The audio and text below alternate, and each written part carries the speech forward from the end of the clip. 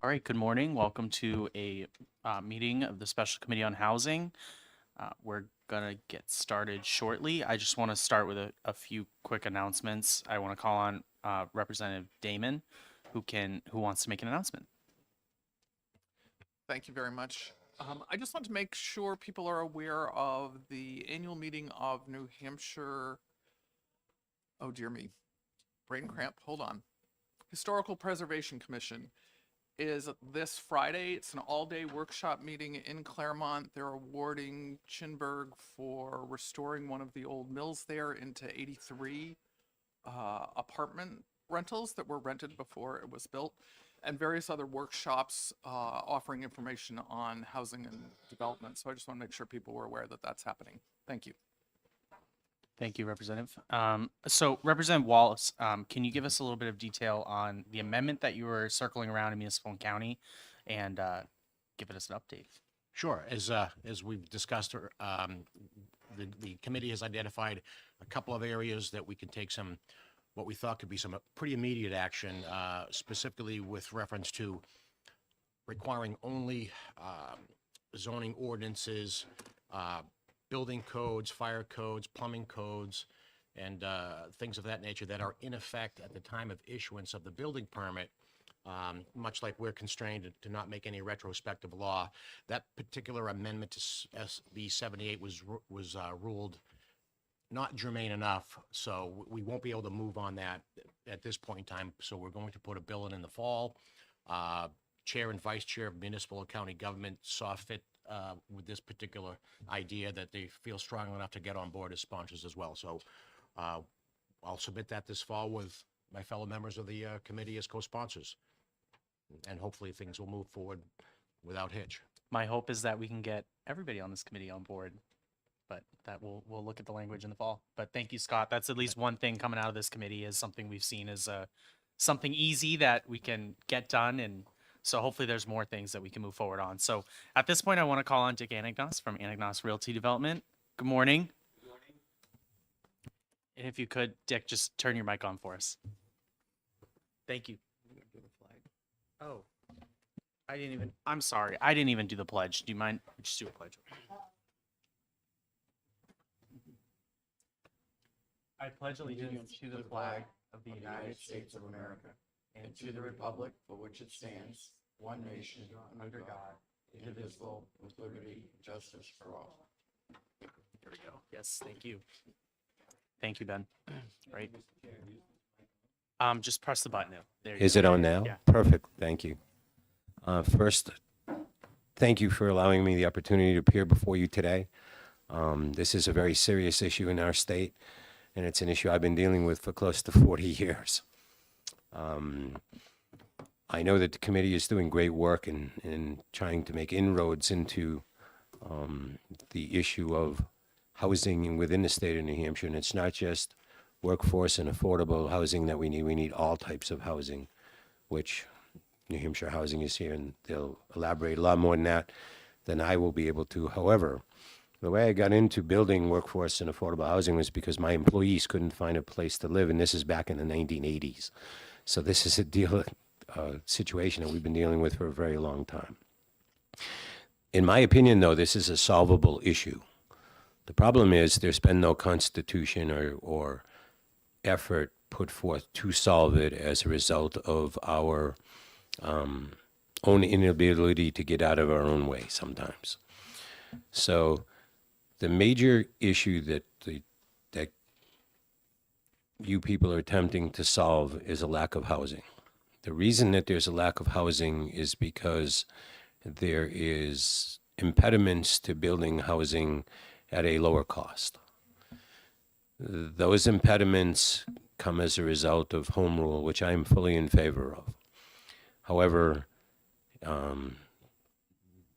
St. Anselm's College recently did some good work on the Atlas, which you guys are aware of. That put out before us a glaring picture of how bad off we really are, that there's no continuity of regulation, that everybody's interpretation of the ordinances and the regulations that they've created is different. There's even, from my experience, the interpretation of regulations from sector within the same government, from the building department to the planning department, that are different from one another. All of those things create uncertainty, and when you have uncertainty, it costs money. The government cannot solve this alone. The private sector can solve the housing issue, and it can solve it without the resources that you guys have been putting forth, because you'll never put enough resources forth to be able to pay enough money. You'll never be able to develop enough resources to pay enough money to solve the problem the way we're doing it now. I was the first developer in the state to use the low-income housing tax credit program in '87, which it was initiated in '86.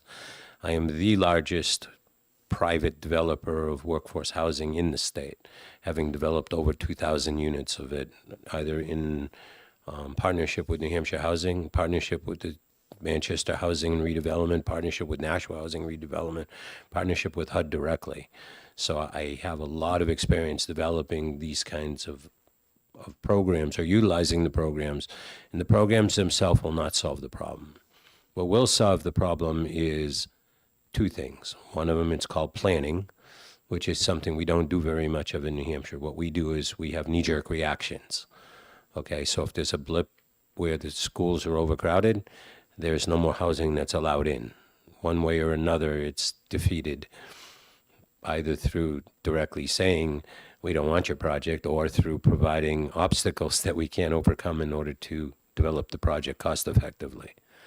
There's which New Hampshire is known for, that's why we're the first in the nation primary, there's a significant amount of NIMBYism, which you guys are aware of. In a recent project I had, my abutters were in favor of the project, but other townspeople were not, and delayed us over 2 years through different ways of bringing forth unfounded concerns that just continued to cost us more money to prove that they were unfounded concerns. In the end, they were all unfounded concerns. And one of the funniest results is the project is now open and operating, and the people that were against it think it's absolutely beautiful. But moving on from there are two major issues that I'd like to address. One of them is planning. Our local municipalities received their right to zone and create regulations from our legislature. Okay, zoning all stems, the authority all stems from the legislature. The only way that we're going to solve this is the legislature needs to put together a cohesive program with either a stick and a carrot that allows, or that essentially demands, that local municipalities adhere to the need to address these housing situations. And I could sit here and tell you horror shows that I've been through. I won't waste your time with all of that. Things that have been done to obstruct and delay, outright picketing, literally threats at some points in time. I mean, it goes on and on. But realistically, we're looking for a solution. We're not looking to go back in history and correct what's been done. So the solution is, the first part of the solution, in my opinion, is something needs to be done at the state level that brings all the municipalities in line and agree that if you do this, then you get this. If you don't do that, then you don't get this. Either that, or I know that the governor is recently working on an incentive program, but what I've run into in the local municipalities is, okay, they give us an incentive, we don't want it. Okay, we'd rather keep our town exactly the way it is. We don't want the character change, and no matter what you bring in, the character is going to change. So the carrot really hasn't worked well over the years. The stick is going to have to be utilized at some point. Going along with that, the key to developing housing is density. That's a 4-letter word by any proficient speller in the development business, okay? Because density is what everybody does not want. When you hear the word density, they think of projects.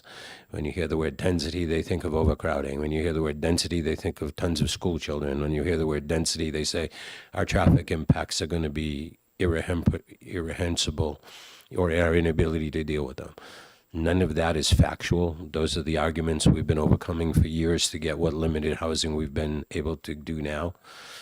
But think about this for a second. If there was a little bit of planning, meaning somebody looked at their town map and said, we have water and sewer here, we have good access to roads here, we have adjacency to services here, and said, we're going to make this zoned for multifamily, for condos, for high, low, or smaller lot sizes. Okay, and we take a step back and we go to our forefathers and we look at how Manchester, I'll use as an example, was developed. The Emmiscake Mills came in, they built the mills, and the first ring around the mills, what did they put? High density housing, multifamily. And the next ring around that multifamily, what did they put? Small lot, single family housing. And the next ring around that, what happened? Elm Street was developed. That's where they put commercial services. So therefore, I'm not advocating for some new village type development here. I'm advocating to go back to what we knew worked. Okay, I'm producing a brand new project right now. It consists of 280,000 square feet of industrial development, which is going to produce 1,200 jobs, and we already have the business that's going to move into it. We have no place to put those workers, so on the same site, we're proposing 304 apartments. We're proposing 20,000 square feet of small retail so that they can go to the store and get something, so that they can go to their gym, so that they can go to get their hair done or whatever the case may be. And we're proposing a 10,000 square foot daycare, because what's our next number one problem after housing is what do we do with our children? We're going to be a self-contained unit. In the 90s, I dealt with an international corporation in Ohio, and we came in and planned the exact same thing. They put their big automobile manufacturing plant in the middle. Right around it, they put the support businesses that were going to be necessary. Around that, they put high-density housing for their workers. Around that, they put single-family housing for their workers. Around that, they put executive housing for their executives. And then around that, we placed all of the retail and services to support the overall development. You know, Ohio was accepted immediately. In New Hampshire, I've run into, well, this doesn't meet this regulation, this doesn't meet that regulation, you're going to have to get over this hurdle, you need a variance. You need a variance for your retail, you need a variance for your residential, you need to go get a special waiver in order to have daycare there. So the impediments that have been created, we've created ourselves. Okay, now we need a way to remove those impediments. I want to move back to density for a second. We talked about a little bit of planning. So if that planning was to say that 5,000 foot lots were relative, you could put a significant number of homes, single family homes, in a very small piece of land. Manchester did it. At one point, Manchester, when the Milliard was originally created, the size of the lots was 2,500 square feet if it had water and sewer. Then they went to 5,000. Then they started with R1A and R1B, and they went from 5,000 in this zone to 7,500 to 12,500. So even there, where they have a very progressive zoning, it's still a situation where if it was all right for my family to live 50 years ago in a 5,000 square foot lot, why is it not all right today? And that was considered entry-level housing. Those homes were sold at a reasonable amount, and you could build them at a reasonable amount because you weren't paying for X number of miles of road. In another municipality, in the one I live in, I had 300 acres of land. 300 acres of land got me 96 homes because I have a 2-acre minimum, a 200-foot frontage. I have to have buried underground utilities. I have to have a drainage system, even though I don't have enclosed drainage. I have enclosed drainage in my project that leads to open swale drainage. All of that incurred cost. As cost is increased to the developer, the cost of the land goes up. As the cost of the lots go up, the cost of the housing also has to go up. When you're looking at conservation, which we are very much in favor of in the state of New Hampshire, what did I conserve by building almost 5 miles of roadway? What did I conserve by putting in 5 miles of drainage? What did I conserve by digging up and putting 5 miles of underground utilities? Of that 300 acres, I'm impacting 100. I donated 200 to be into conservation. I could have put that 96 homes on 30 acres. Okay, it would have been more cost effective for me.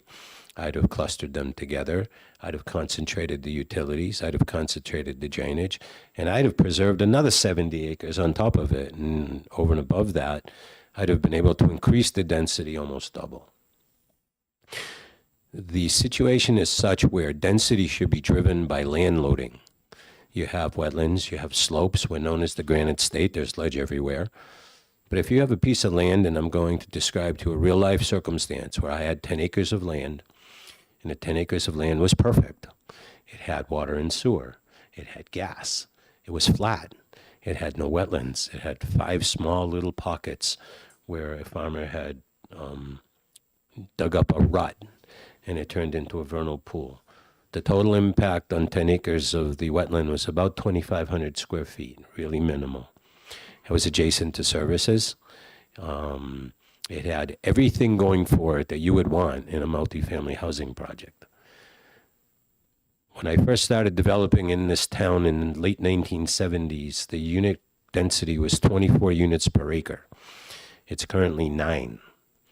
The land loading, we did an experiment. We brought in the engineers and we said, how many units could we put on this site that we could load on the land with the services we have?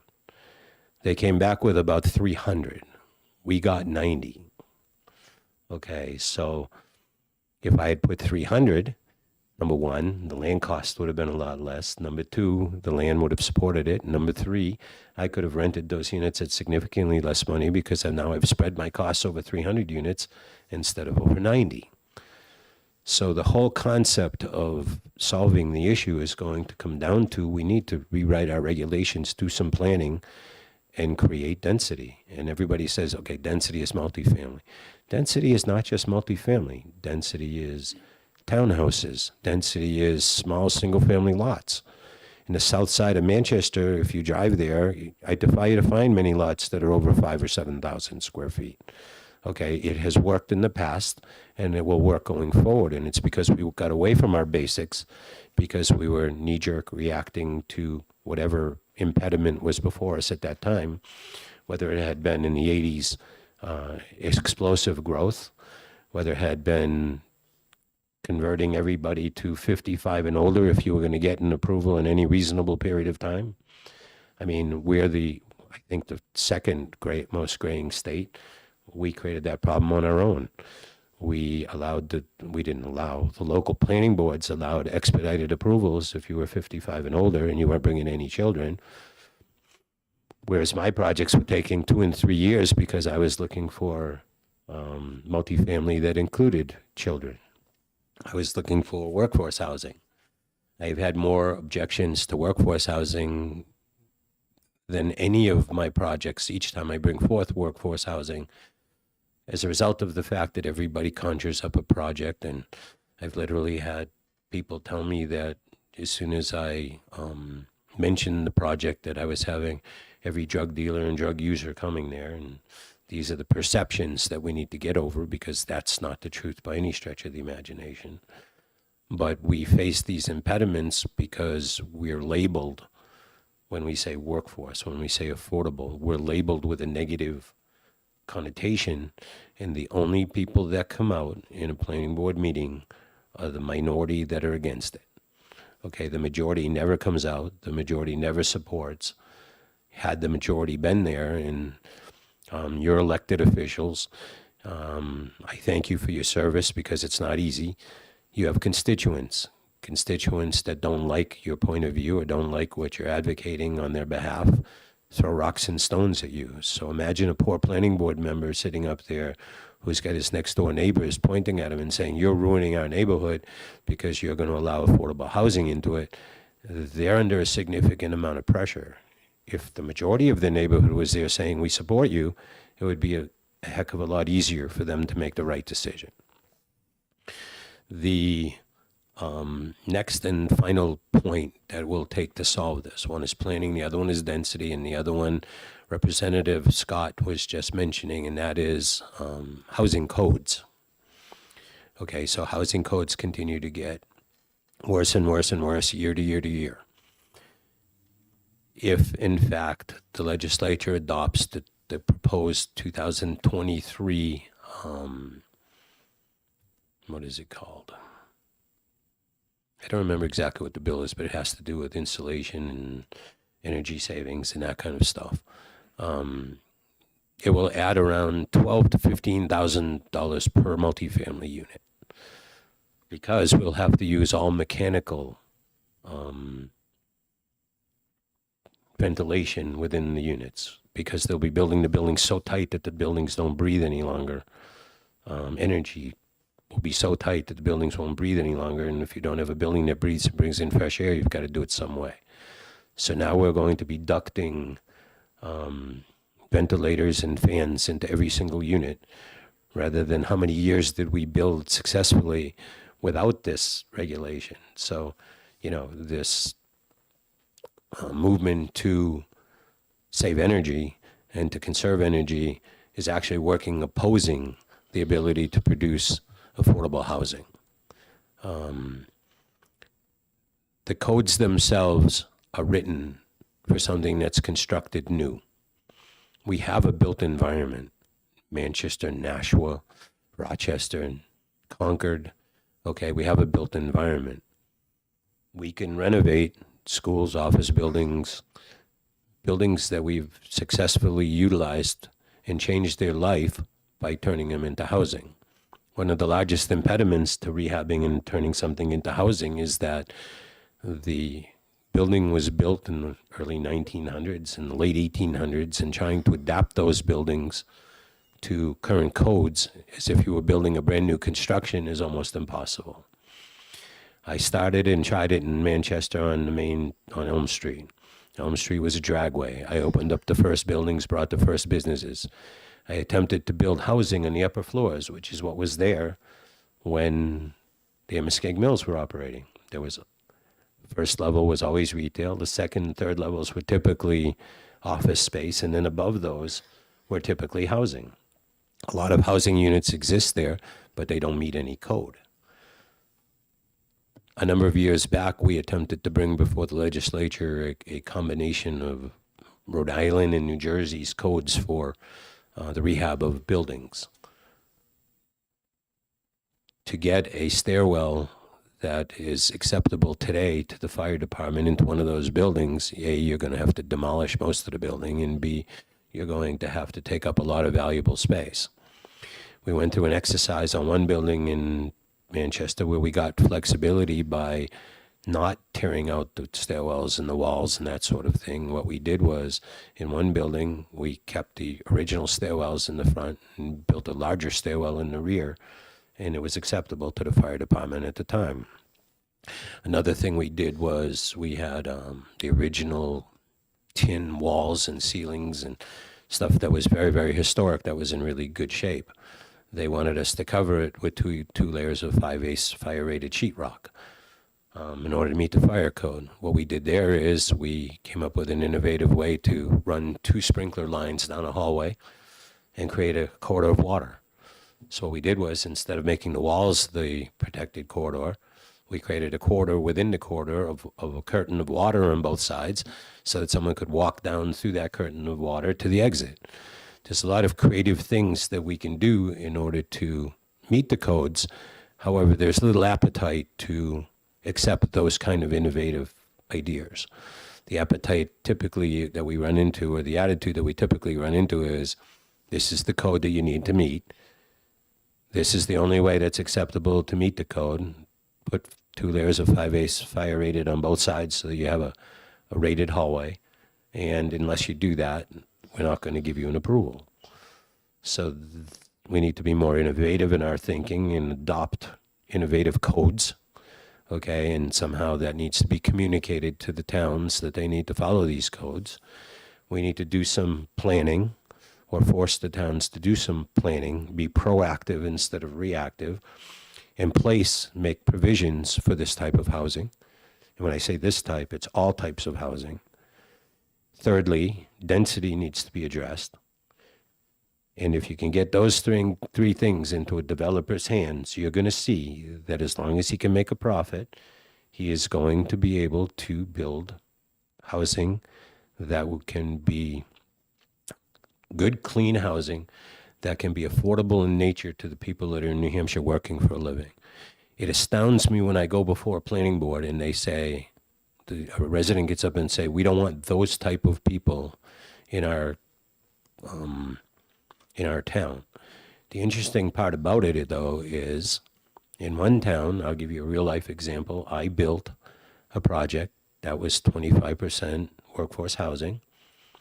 And in that 25% workforce housing, I have 7 police officers, 1 firefighter, 4 teachers, all that work within the confines of that town.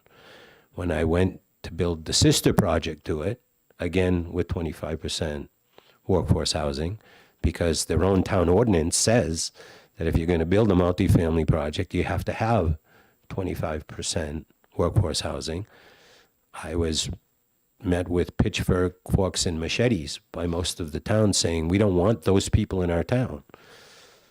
Even after the school teacher and the police officer testified on our behalf that we live here in this town and we work here in this town, and if we didn't have this housing available to us, we wouldn't be able to do that, they still fought against the project. So there are 4 things. One of them is planning, one of them is zoning density, a third one is codes, and then the 4th one is we need to go through an attitude change somehow in some way that says that everybody has the right to live here and everybody has the right to good, clean housing, and everybody has the right to be able to afford that housing within the salaries that they're being paid. Short of doing that, I wish you a lot of luck.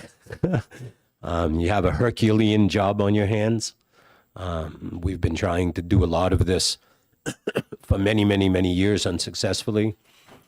And by way of example, a number of years back when in Sununu's first term, I sat on a panel where we came up with the idea of having a board to review approvals from towns, which you guys finally got approved. And what happened the following year? There was a movement to repeal it before it even had a chance to operate. Okay, so that's the kind of hurdle that you guys are facing. I'd love to entertain any direct questions you may have. Thank you very much for your presentation. It's been helpful, and I feel like it's kind of dovetailed with a lot of other presentations. I think we see the writing on the wall here. A lot of what you're saying. Does anybody have questions? Yep, Representative Rudy. Thank you, Mr. Chairman. Dick, thank you very much for coming today. I know when I asked you to come, we had a discussion, and you said you had a kind of working on a plan with Governor Benson. And then, of course, he didn't get reelected, and Governor Lynch didn't like your plan.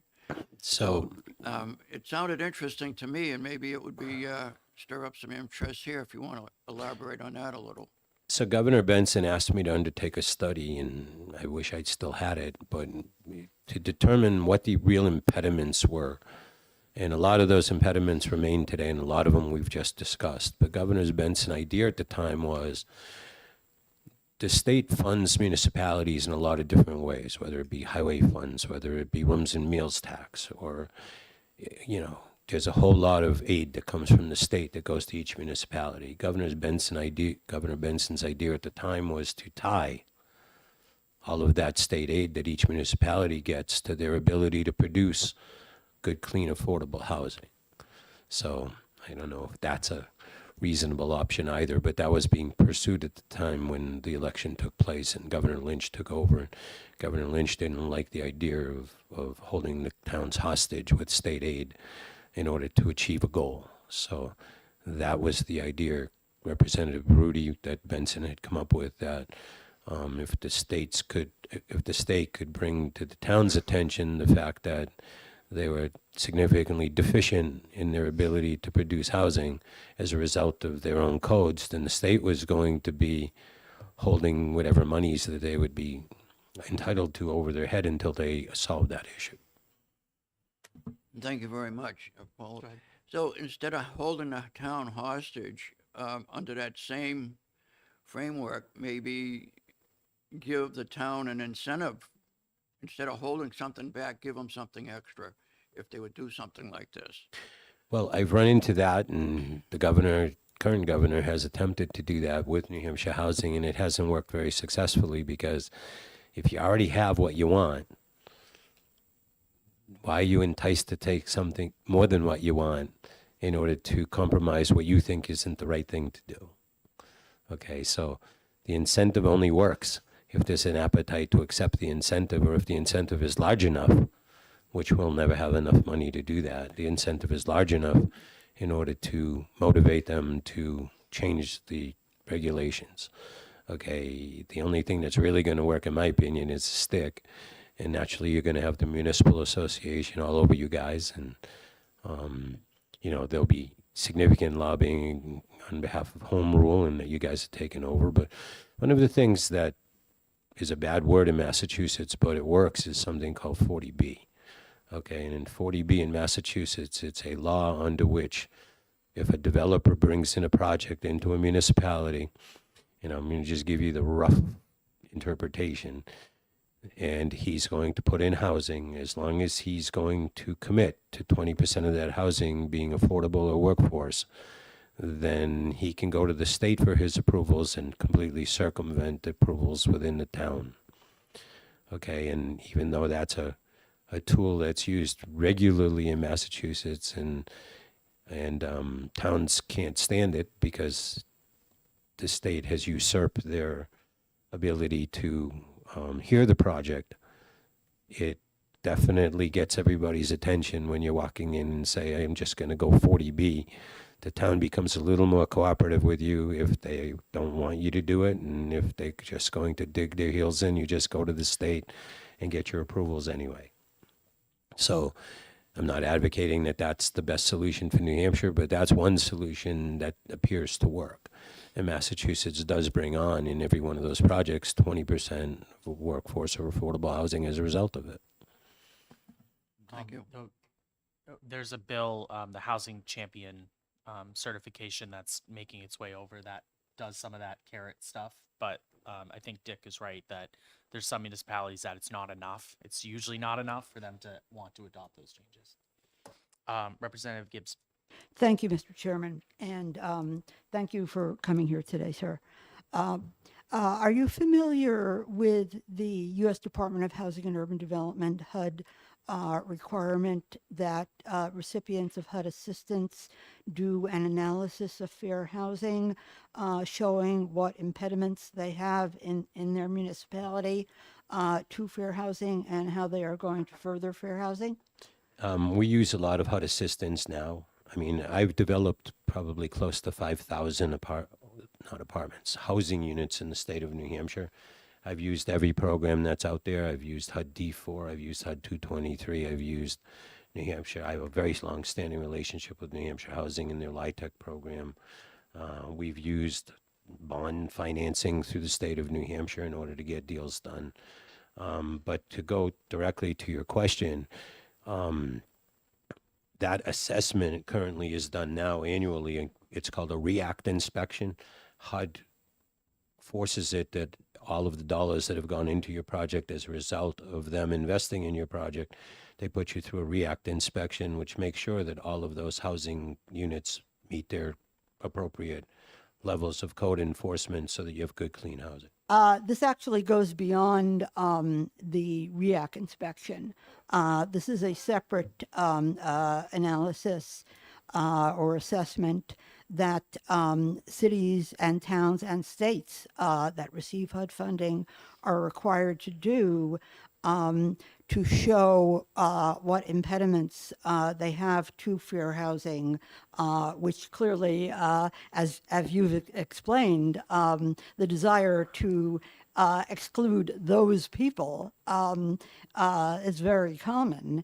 And this is something that cities and towns and states that receive HUD funding are required to review and show HUD how they're going to correct it.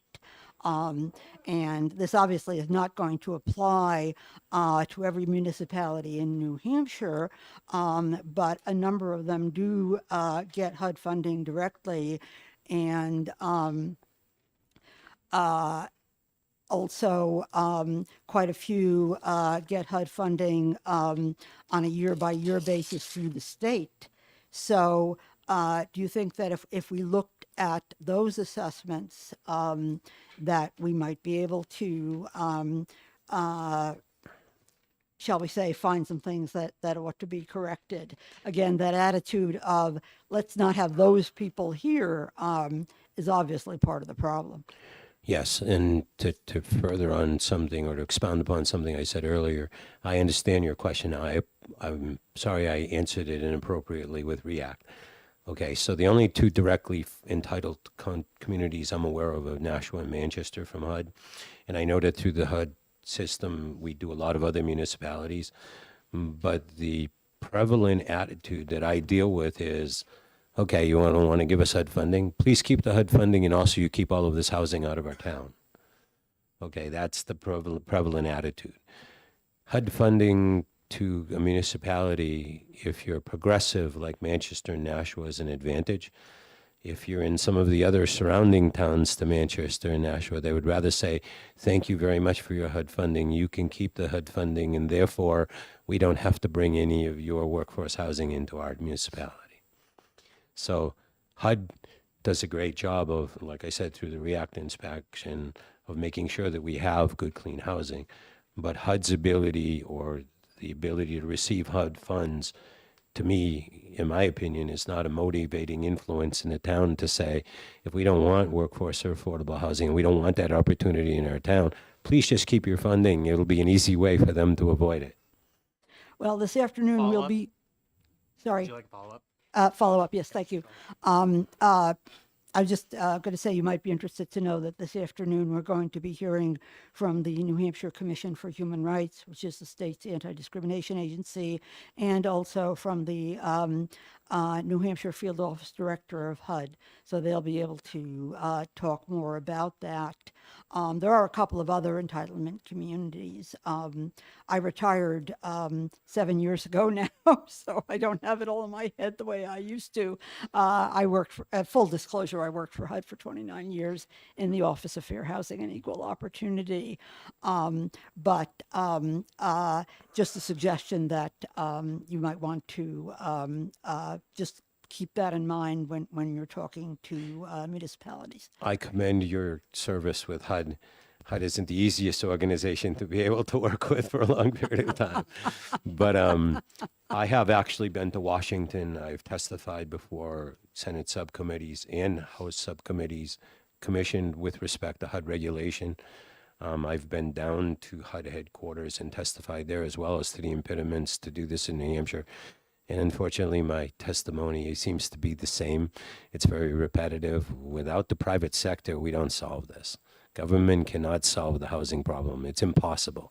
Anyone that thinks it can will be paying so many taxes that we will not be able to afford government by the time we try to solve the housing problem. It has to be solved by the private sector. What you need to do to solve the problem and bring in the private sector is give us the tools to do it. Okay, you created all of the tools that are in place now, and they've been created in such a way where they're not workable, and then we're failing miserably at our ability to achieve. Okay, what you need to do is throw all those rules out, start over again, and give us the tools by which to go solve this problem. And the private sector will solve it. Private sector solves everything. As long as a developer can make a profit, building a 2,000 square foot or 1,500 square foot first-time house, okay, and it's a reasonable profit, which developers used to make roughly 20%. Their margins have been squeezed down to around 9% now, so you don't see a lot of people building and doing this because it's almost not worth doing any longer. But as long as there was a program under which we could develop and we could make a reasonable profit for our efforts and still bring them in at a lower cost, then that's what needs to be done. I mean, volume buying. I don't think the state wants to get where we produce a lot of lumber. Why don't we volume buy all the lumber in the state and provide it at cost to the builders that are building stick-built homes? I mean, there's a lot of crazy ideas we can deal with, but it's all got to start with the changing of the attitude, and it's all got to start with zoning and regulation. Representative DiLorenzo. Thank you, Mr. Chair, and thank you for your presentation. It's really exciting. You know, you mentioned the low-income housing tax credit program, and that is one of the best programs for housing production.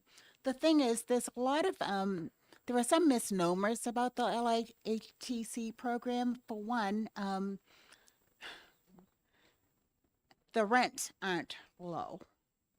In order for a person to be able to afford a housing tax credit apartment, low-income people would need a voucher because the rents at low-income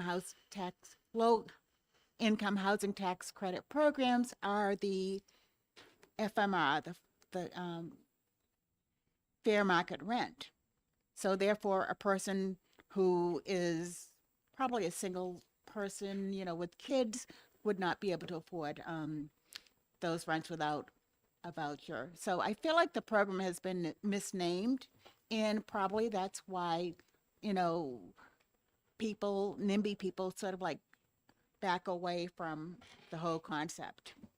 So having used the program since 1988 and having developed close to 1,000 units with the program in partnership with New Hampshire Housing, I can tell you that your FMR is driven by lack of housing. Okay, so what drives the FMR? Supply and demand. So if the demand is high and the supply is very low, that allows landlords to raise their rents. If the supply was high, then rents would be a lot lower. The more supply we can bring online, the lower the rents are going to get driven because everybody wants a full unit. And if you're not going to, and if you think you're going to hold the rent above what anybody can pay for it and still be able to have your unit full, you're barking up the wrong tree. So FMR is driven by supply and demand. We're in a situation where we have almost no supply and we have a very large demand. So that's what's driving that. The second thing with respect to the LIHTC program is you have all different levels. Okay, you have 30% median income, you have 50% median income, you have 60% median income, you have 80% median income, and really there's some programs that go up to 120% of median income. Okay, it's the median income that drives the rent. Okay, most of our subsidy is so meager.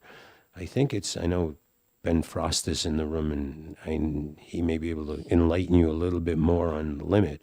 But New Hampshire, last time I checked, got under $3 million, closer to $2 million in LIHTC. Okay, $2 million in LIHTC isn't going to solve anything. It's a drop in the bucket. When you consider a project right now of 100 units is about $20 million. Okay, to do a $20 million LIHTC project, you're taking the entire state subsidy to do 100-unit deal.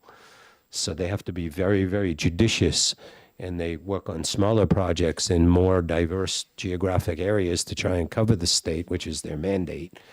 And large density projects don't really get done well because there isn't enough subsidy to drive them. Same thing, you guys have the fund, and I appreciate that you guys are trying to devote more and more money to the Affordable Housing Fund. But there again, construction costs are so high, land costs are so high. Land costs are so high because of the regulation that we have to develop. On a single-family house right now in New Hampshire, $82,000 is added for just regulation. Okay, for us to go through the permitting process and meet regulation, forget the land cost. We've just spent $82,000 a unit. Okay, so when you figure the average lot cost for a lot in New Hampshire right now is well over $100,000. We're 180,000, approaching 200,000. We haven't built anything yet. Okay, we need to get those costs down. On that question, before are you able, or your company, can you send us specific regulations that you're dealing with that gets that 82 down? I'd like to look at those specifically because maybe those are some things that we can look at as a committee. And then the second thing is, you mentioned adopting when you adopt a building to a current code when it's an older building. What is that? Is there a specific part of the RSAs that we can look at that might classify older buildings and loosen up the code on that?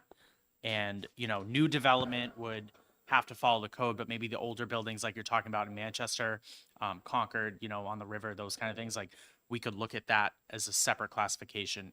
Is that classified separately or no? Yes, all of that can be done. The information I have is old, though. The last time I addressed this, Governor Benson was in office. And I think we addressed the code issues in '03. So the information is out there. I just don't have it at my disposal. But think about this for a second. When I started developing real estate in 1978, the obligation of a road and utilities was on the municipality. Fast forward to today, that obligation to build that road and those utilities are on me. So the only way I can get paid back is by adding that cost to a housing unit. When I first started developing real estate, there was no such thing as an impact fee. Now there's an impact fee for parks, for the fire department, for the police department, for the school department. And in some municipalities, that rises to between 10. In one municipality, I can tell you, in the northern part of our state, I paid $24,000 per unit to the town as a fee for impact fees for one apartment unit. Okay, there are towns that I work in right now for one residential unit that are approaching $12,000. So and now you get the land cost, you got your development cost of $80,000, you got an impact fee on top of that. Okay, those are the kinds of things that have driven the cost of housing out of sight. Now I've got to build my road, I've got to bring my utilities.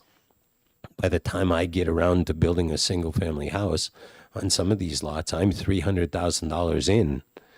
Okay, I don't know how I would produce something that was going to be achievable for someone making $50,000 a year, which used to be a very large sum of money in New Hampshire for wages, but that's $1,000 a week. No one making $1,000 a week is going to get a home from me when my cost before I've even built the structure is $300,000. That's why developers move to the, I don't want to use the cliche of the McMansions. The Bedfords, the Wyndhams, all of those McMansions, all of the developers moved to those areas because the regulations drove the cost of the house high. When you were still dealing with a high-end buyer, you could still make a reasonable profit. We've got to make it so that the developer comes back to the local municipalities and still be able to make a reasonable profit on what he builds. And that takes away the desire to build McMansions. The other thing is with those costs that I've been mentioning at $300,000 or $400,000 into a lot before you build a house, you have to build a McMansion to make a buck. And I'm sorry, I didn't directly answer your question, Representative Chair. All of that information is out there, but my information is dated. We would need to conduct a study currently to bring all that information up to date. Okay. Representative Walsh.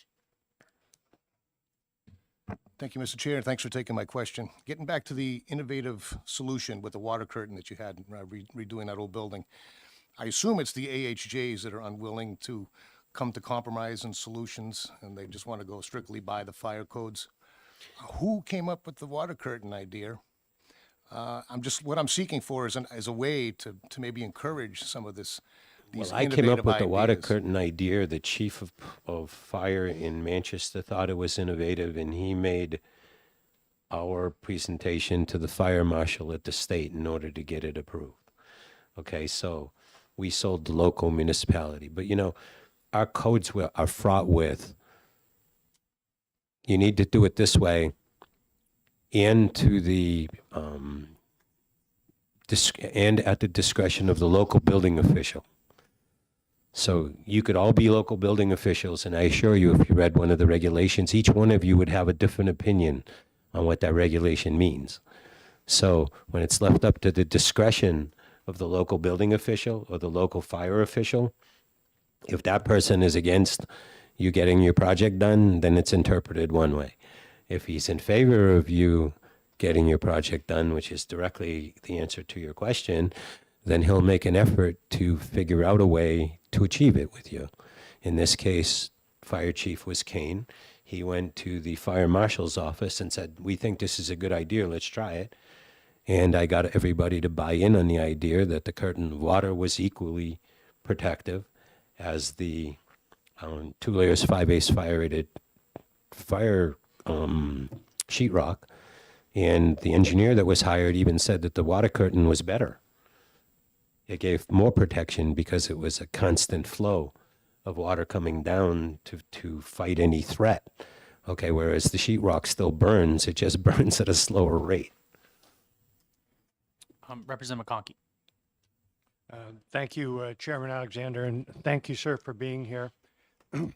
A lot of, we keep hearing that, water and sewer is a must.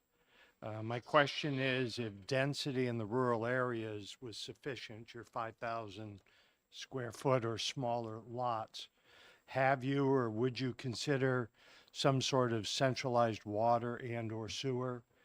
Speaking of, the state doesn't regulate if you're up to 9 users on one well, and some sort of septic for X number of units. Have you ever considered that, or would that be a non-starter for you?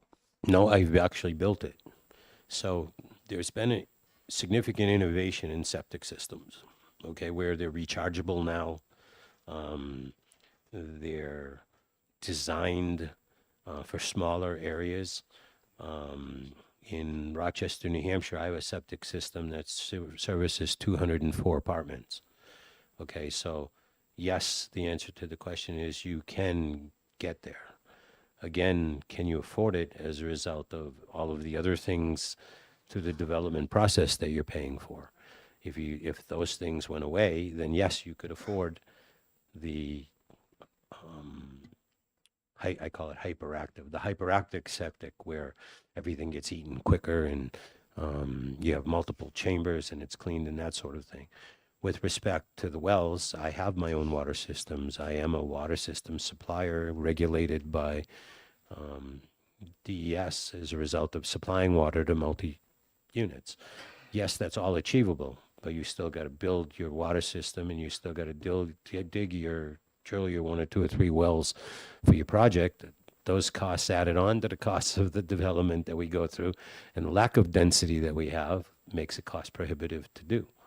Okay, so if something were to give somewhere, you could still meet the demand in the rural areas by having the ability to do exactly what you said, provide your own water and septic. Okay, but it comes at a cost. And somewhere along the food chain, the cost needs to give. So if I'm going to be in a rural area and I'm going to put in the special septic and my own water system, then I still need to be able to achieve the cash flow in order to do that. And currently, the only way I do that is by increasing the rent or increasing the sales cost of the house. If I didn't have all of the overregulation here and the impact fees and had to build the road and do everything else, I could then afford the septic and the well. So it all comes back down to this is strictly a financial exercise, truly is what it is.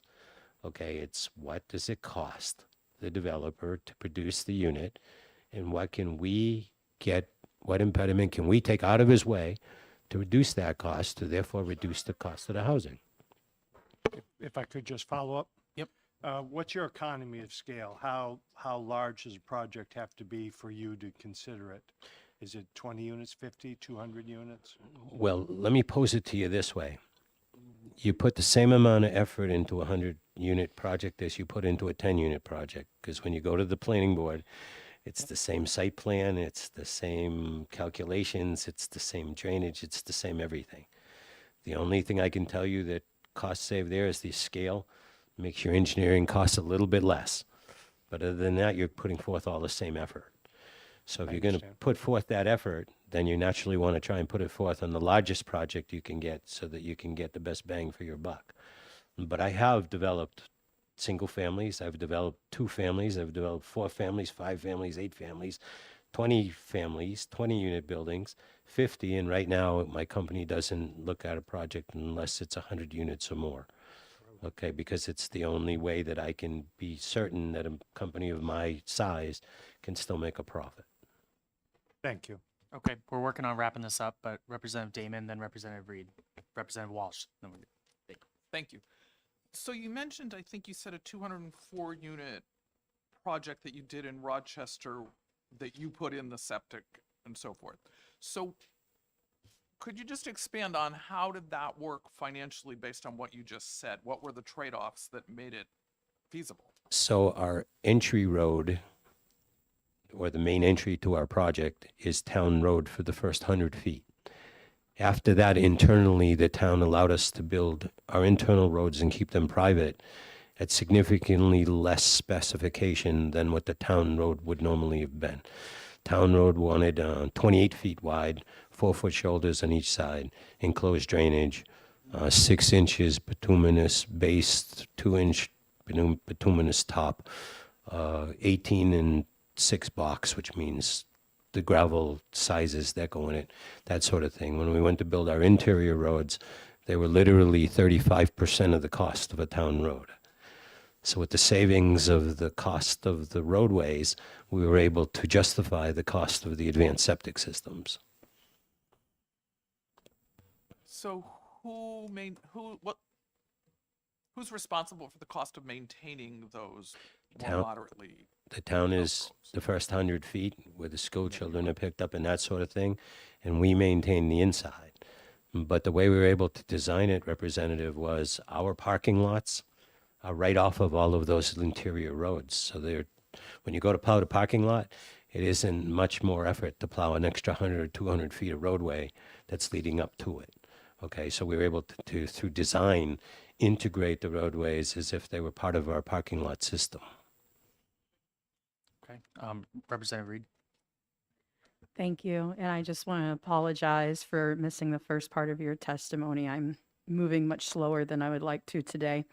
I appreciated what I did hear, and I appreciate the concept, or hearing the concept reinforce that so much is dependent on the internal town politics and personalities, whether a project is difficult or easy, just, whether those individuals happen to like it or not, and their individual biases, and that's not at all standardized across the state. My question for you is the impact fees and other fees that you spoke of. Isn't it true that those are one-time fees? Yes, they're one-time fees. And follow up, Mr. Chair.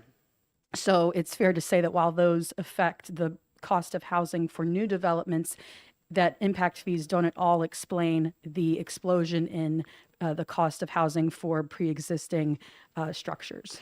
That's just one component of it. But think about it this way.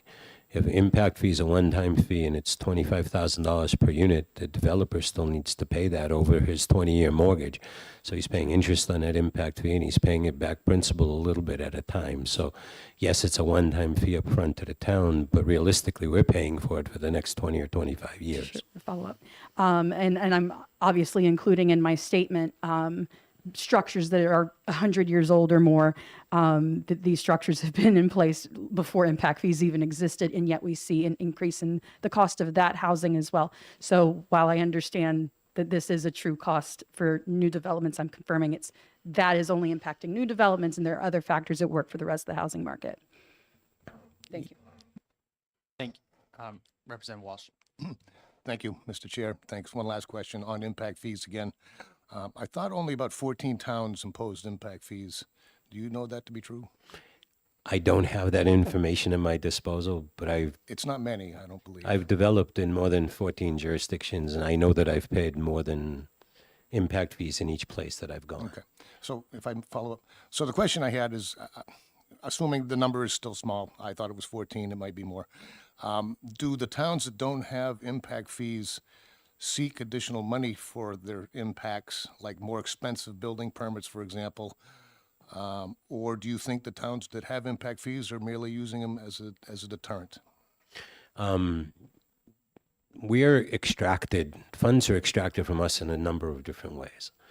Let me give you, for instance, we built where we had water and sewer one time, and the town did an assessment where they came and they said that our sewer pump system won't accept your sewage because it's not big enough. So we ended up building a second pump house with a full second pump to the tune of $300,000, which naturally was at our cost, which was then added to the cost of the housing. Whereas the town knew in advance that we weren't going to be able to add additional sewage to it because they were already having problems, and it didn't accommodate what they were already putting into it. But we solved their problem for them by putting in a whole nother pump, which solved their initial problem of not having to pay for it. And now they've got a brand new one as well. The amount of effluent that we put into the new pump system that they put in was less than 1% of the capacity of the pump station we were forced to build. Okay, so, I've been doing this 40 years. I'm on a downhill slide, you know. It used to be I wouldn't come here and testify as a result of the fact that I had to continuously deal with the towns.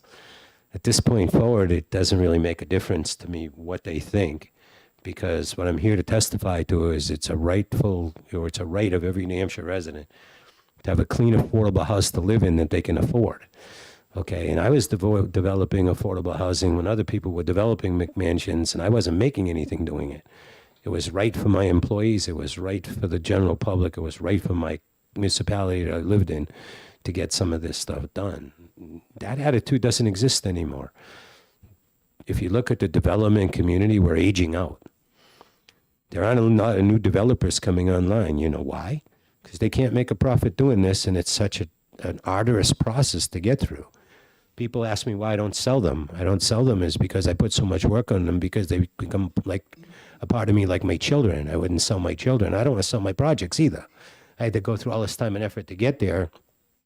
I'm keeping them. I mean, the development process is there's women in the room, and this isn't a slight by any way. It's like being pregnant, okay? Development, you go through a lot of fun trying to get it up and operating and made. Okay, just like you have a lot of fun preparing for a baby. Then you go through the 9 months of carrying the child. And that's your development process. And it gets worse, and it gets worse, and it gets worse, and it gets worse until you actually have the baby. And then you forget everything that you went through because the baby is so charming and wonderful.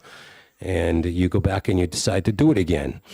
Okay, well, developing and building is like going through pregnancy and labor. Okay, and then once the child is born and you see how good the job you did, you want to go back and do it again. That's the development world in a nutshell. That is quite the analogy. I never thought about that, but I'm going to use that in the future. So thank you, if that's okay. All right. Well, I want to thank you for presenting to us. I think it's been very helpful. And if the committee has questions, we reach out on separate. Please, you can reach occasions. out to me anytime. I'd be happy to come back. I'd be happy to take a call individually or provide you with any information I can. Appreciate it. Thank you very much. Yeah, let's take a 3-minute break and then we'll hear from the Community Loan Fund.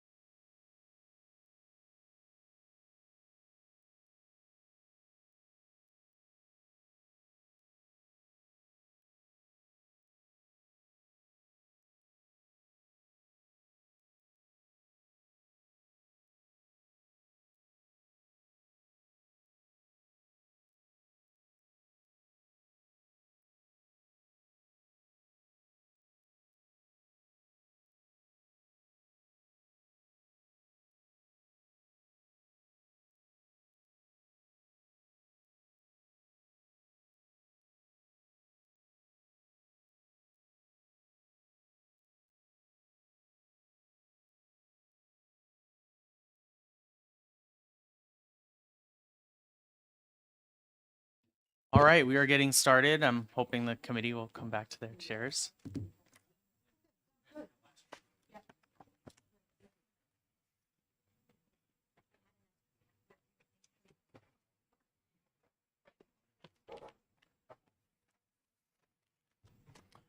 Okay, so we're going to hear now from Tara Reardon, who I've known for many, many, many years, and Sarah Mergent from the Community Loan Fund. Thank you for coming.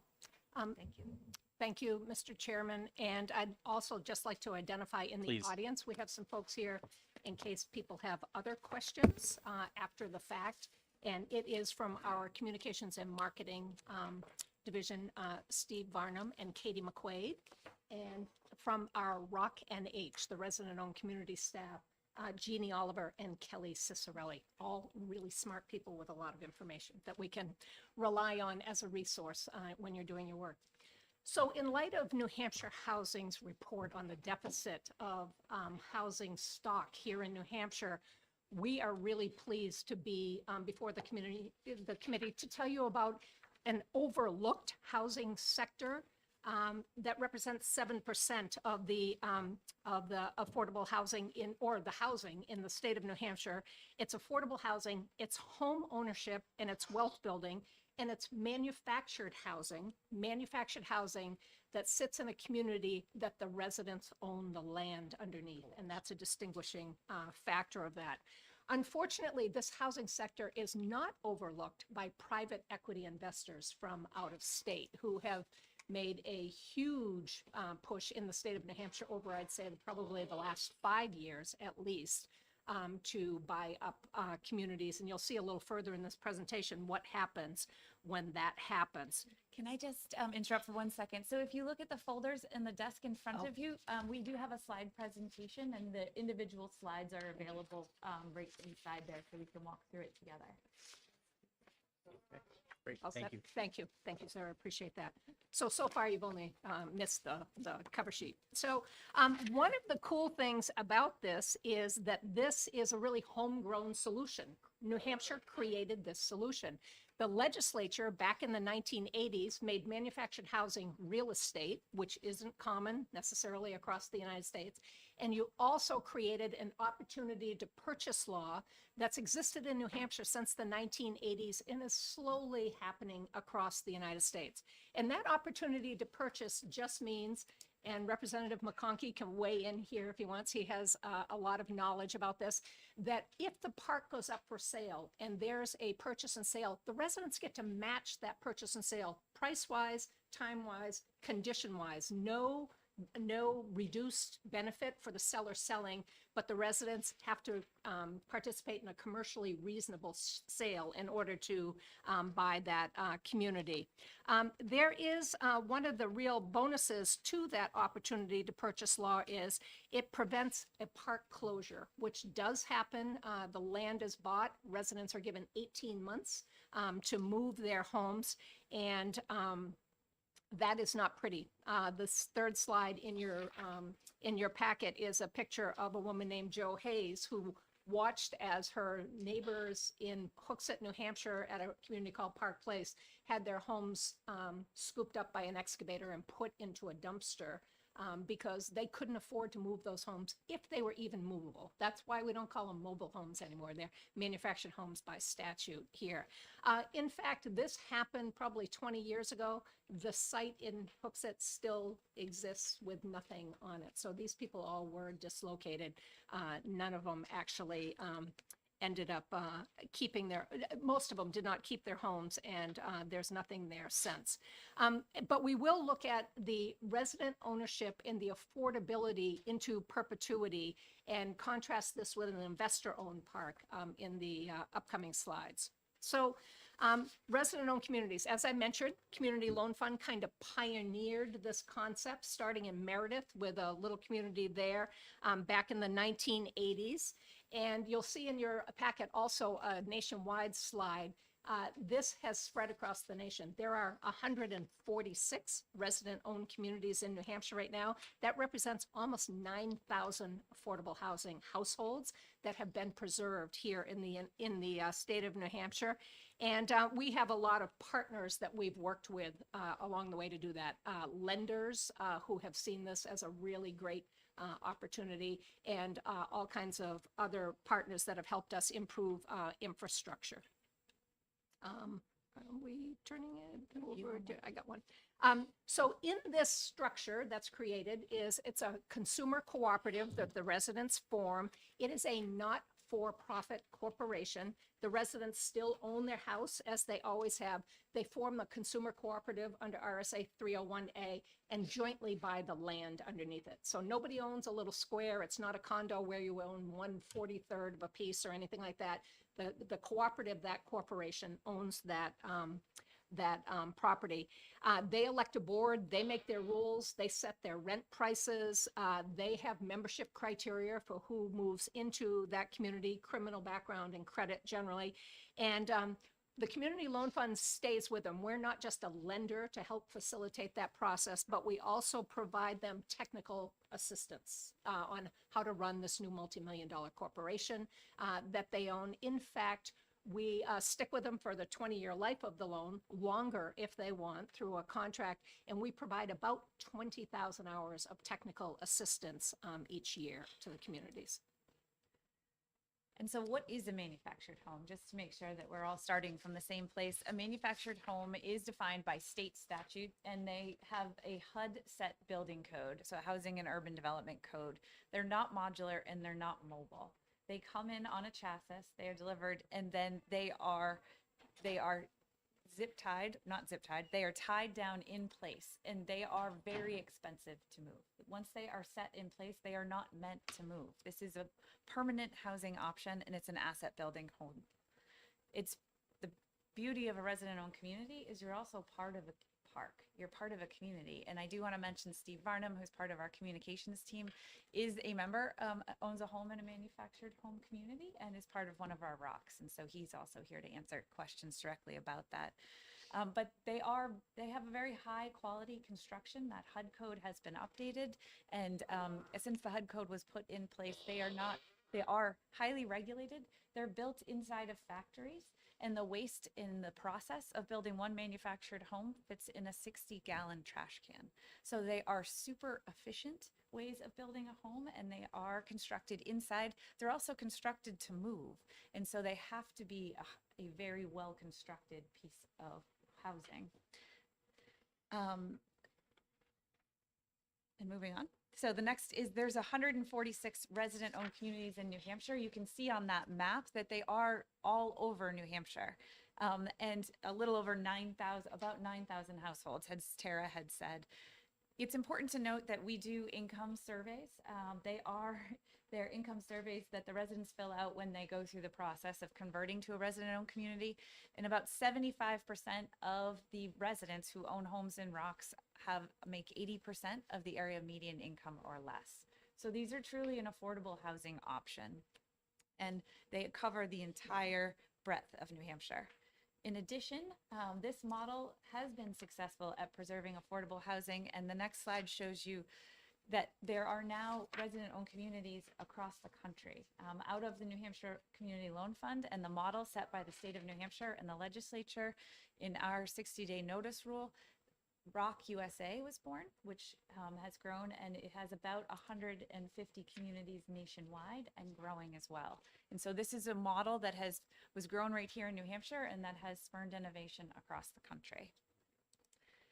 So if you look at the next slide, it's the Exeter Rock. You can see some of the size variation in our resident-owned communities. This one in Exeter is almost 400 housing units, and we have one not far from here that is our smallest rock that's only 4 housing units. So they really cover the gamut of sizes and styles, and it definitely can be some of the smaller models of housing as you were talking with your last guest about. They're also we tend to find that they locate in different areas. For example, in Exeter, there's over 500 homes in resident-owned communities spread over 5 different resident-owned communities. And in Rochester, there's almost 700 resident-owned housing units in resident-owned communities spread over quite a number of them. What I would like to point out, since you were asking questions about zoning and regulations earlier, is that I believe in both of these communities, most of these were put in before zoning.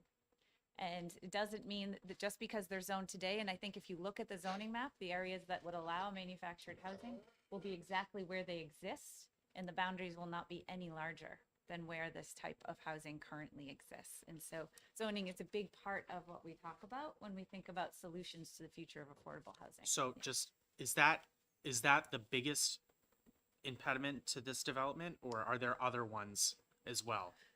As far as new development New goes, development. so I think it, and I can touch a little bit more on that. So zoning is absolutely an impediment. New Hampshire, again, requires that all communities allow for manufactured housing where a single family home is allowed. Much like accessory dwelling units, there's many ways that you can say it's required, but you don't actually make it possible to build. And that could be, if you require 2-acre zoning, the affordability of a manufactured home, right, it goes down significantly. If the state law also defines manufactured housing parks, but it gives, again, communities the ability to say, if you want to build a manufactured housing park, but you require 2-acre zoning and you don't allow for the density that makes it affordable, then new parks can't exist today. So zoning is one of the impediments, I think, for creating new manufactured housing parks. It's the same cost of building a new road, running water and sewer, or putting in well and septic. And we have parks in very rural areas on well and septic systems.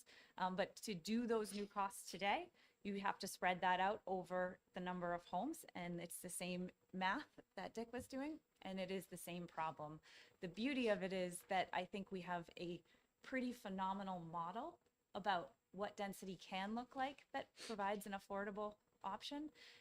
But those areas are largely completely built out because we only have the zoning to reflect what's on the ground, and it has been eliminated or significantly reduced from allowing these to be built in the future. There are, we know of one that was recently built and I think, or approved, probably the first one in over 20 years in Wolfboro, because there's resident-owned community there that they've seen the success with. And Wolfboro recently approved one as they need affordable home ownership options. We also just heard that Litchfield might have just approved a new one. But again, these are the first in more than 20 years and highly, highly rare as an option. Thank you. Yep. The next slide you'll see after the Rochester one, Woodbury Cooperative in Portsmouth, is a good example of how we can continue to make some progress with more affordable housing. There's probably 300 vacant lots in Rocks statewide, and because they're already approved parks and the density is already approved, a home can be replaced. So as an older pre-1970 model home, which wasn't built to the specifications they are now, it fails. We can put a new home in there. This Woodbury Cooperative slide in here, that was true in Woodbury. There was some deserted wooden buildings there and some homes that needed to be removed. We just are in the process of putting 6 homes in here in downtown Portsmouth, right on Woodbury Ave, improving a lot of water infrastructure and access for safety vehicles. But this represents a home you could buy in Portsmouth, New Hampshire for less than $200,000 right now, which is pretty remarkable. Let's talk about manufactured home owners for just a minute. That slide is in there next to the, after the Woodbury one. Just as Dick Anagnos was just saying, the people who live in these manufactured housing parks are essential workers. They're people you see every day. They're people that you work with. And it caters to a certain, say, a certain population other than that income level of it being an affordable house. As you can see on the slide, the statistics for people who are 65 and older, high school education, veterans, and disabled. It is a smartly designed 1-story home that you can get in and out of, very easy to ramp. So it makes sense for all of those purposes.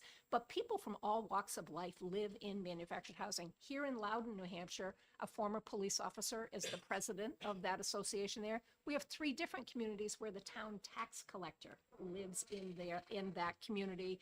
They're nursing home employees, nurses at nursing homes, teachers, exactly as you heard.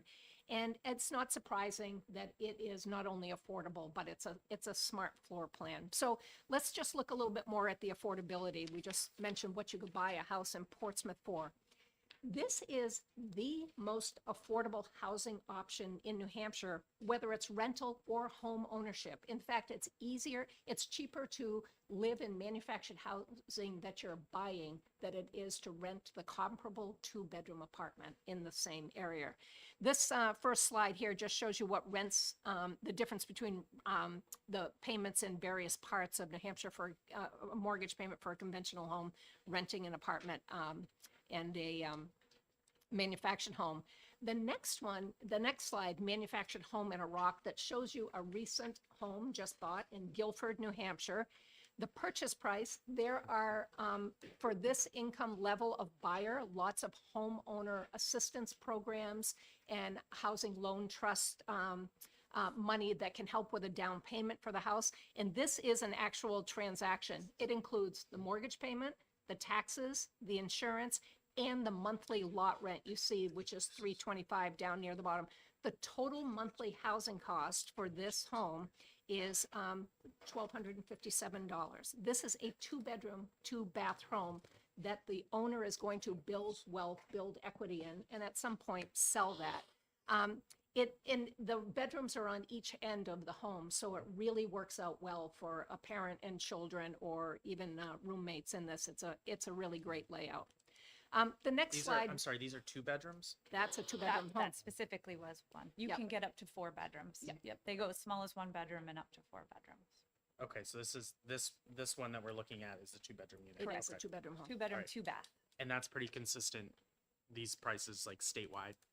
The More or ones in less. Portsmouth, we only had room for 1 2-bedroom home. The others are 1 bedroom there. That one will be a little less Okay. expensive than the 2-bedroom Thank one there. The next slide on the average new home sales price, we don't need to tell you that. I'm sure this committee has heard the average price of a single-family home in New Hampshire is way over $400,000 now, and that's a monthly mortgage payment of about $3,151. The average price of a manufactured home, $123,200, and that's gone up just recently with the market that's happening. So manufactured home savings on average compared to renting, about $323 less per month, about $3,876 a year. And I think we're going to Yeah. switch over. So I'll to jump here. in here. So you're looking at a graph with a huge blue swath on the next page. This is a study done by Rock USA, which does include New Hampshire communities as well. And it looks at the change in cost over time that they've seen from an investor-owned community versus a resident-owned community in lot rent increase. And on average, nationally, we're looking at just under a 4% increase in lot rent year over year in an investor-owned community, and it's less than 1% in a resident-owned community. So if you flip to the next page, what does that mean, right? That's not the easiest chart to read. So the benefits of home ownership is after 10 years of living in a resident-owned community, on average, your rent will be $100 a month less than in an investor community, and that's a national average. If you flip to the next page, it's $1,200 a year, every year, in rent being less. And you can really see that difference. We do, in the next page, talk about how residents are really working together to buy their parks and to save them from investor type ownership, where they just don't have the same option and control over their rent. You can understand why these would be attractive to large hedge funds and investor owners, because if they're not concerned about affordable housing and asset building, they can come in and raise rent. And they can raise rent. And there's little that the average homeowner can do in an investor-owned community.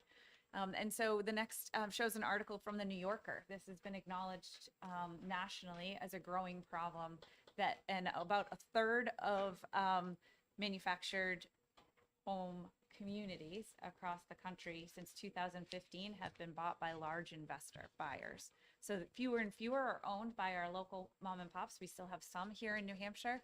And while the resident-owned communities movement is growing, it is going to take a lot of work to really secure these types of affordable housing in perpetuity. looking at maintaining affordability, a recent article in the Laconia Daily Sun, right here in New Hampshire, is talking about an investor-owned community in called Great Brook, and in Belmont. Thank you. So Great Brook in Belmont. And here's some quotes directly from that newspaper article. Somebody was buying a home in this park. When they agreed to buy a home. The lot rent was $618. By the time they closed 30 days later, the lot rent had increased to $691. And they just got another notice that the lot rent is going up to $746. So in an investor-owned community, that's over a $130 increase in less than a year. And that's the reality of what can happen in investor-owned communities in New Hampshire or anywhere. And so that's why the resident-owned community model is so strong, because the residents vote when to increase their rent, and those increases go based on infrastructure improvements, right? Based on actual costs that the board and the residents are holding themselves responsible to. So lastly, the takeaways that we want you to take away from this presentation is manufactured housing is the most affordable housing option in New Hampshire. Renting or owning, it is the lower of any of those options. New Hampshire Community Loan Fund's park conversion and mortgage programs, we finance those homes that people are buying there, is a really important part of the affordable housing solution here in the state of New Hampshire. And we've been doing this for 40 years now and have gone from, needless to say, 100 communities in the early 2000s quickly to 146 today, with 3 more in the queue right now. We still have plenty of work to do, not just in the residents interested in acquiring their parks, but in helping them maintain the parks and the technical assistance that we provide. We're really grateful for the forward thinking of the New Hampshire legislature back then, but it's really something that we need to protect. It's not something that we take for granted, the opportunity to purchase law. There have been efforts to lessen the ability of the residents to take advantage of that right, especially over the last couple of years. So we really need to protect and enhance those laws. And last takeaway, the resident-owned communities provide housing stability, but they are not dependent on any state or local funding, right? So this is true affordable home ownership that is naturally occurring across the state. And that there's very few opportunities for home ownership affordability that does not require subsidy in large part. We do think zoning is a key part of the future here. We need more resident-owned communities. We would love to see new communities built with new housing, like in Portsmouth.